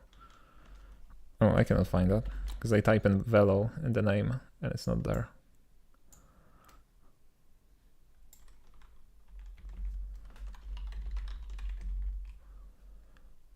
Oh wait, I have it.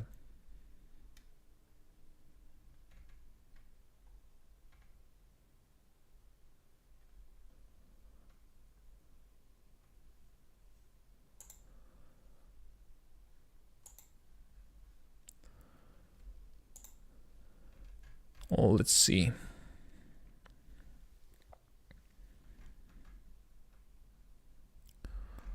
What is the structure?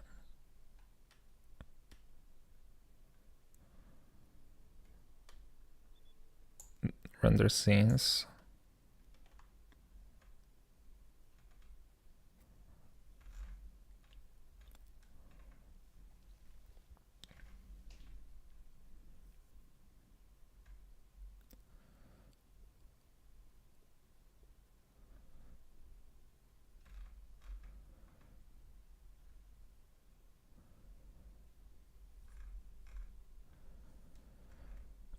Wait, what's the name of this? Render scenes. Wait, oh, here it is. So that's the rendering part.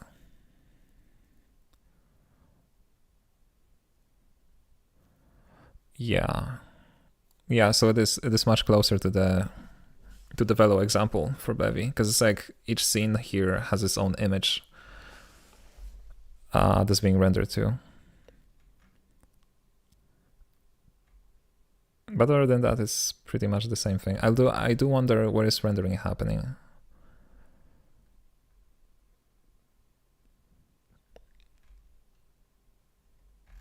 Like where do you get the fragment and render onto the fragment?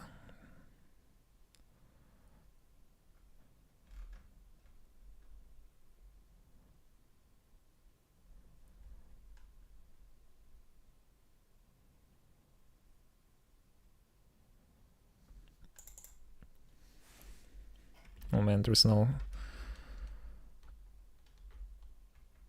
LSP in gist. Velo render.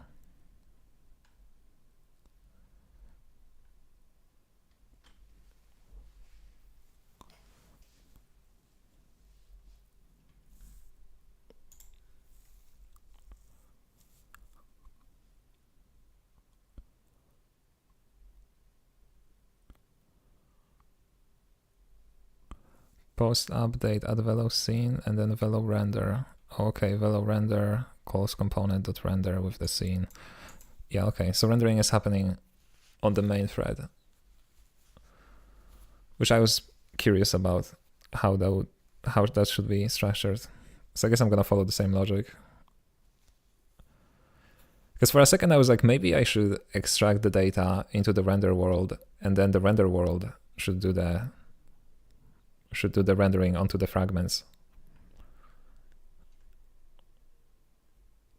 But I guess it's not that important. It's not like the performance is gonna be bad either way, because we're not doing anything, you know, heavy. Maybe Velo does it a bit different, or like what you have, I think. I have nothing. I have basically the Velo Bevy example, except where is the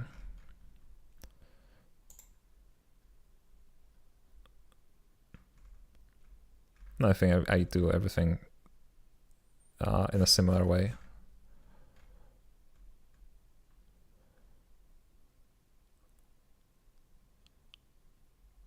Yeah, I just automatically add an UI image for each Velo target.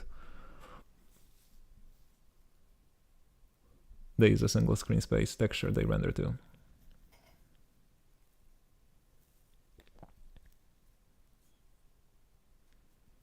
But you can have a lot of individual Velo scenes. I see.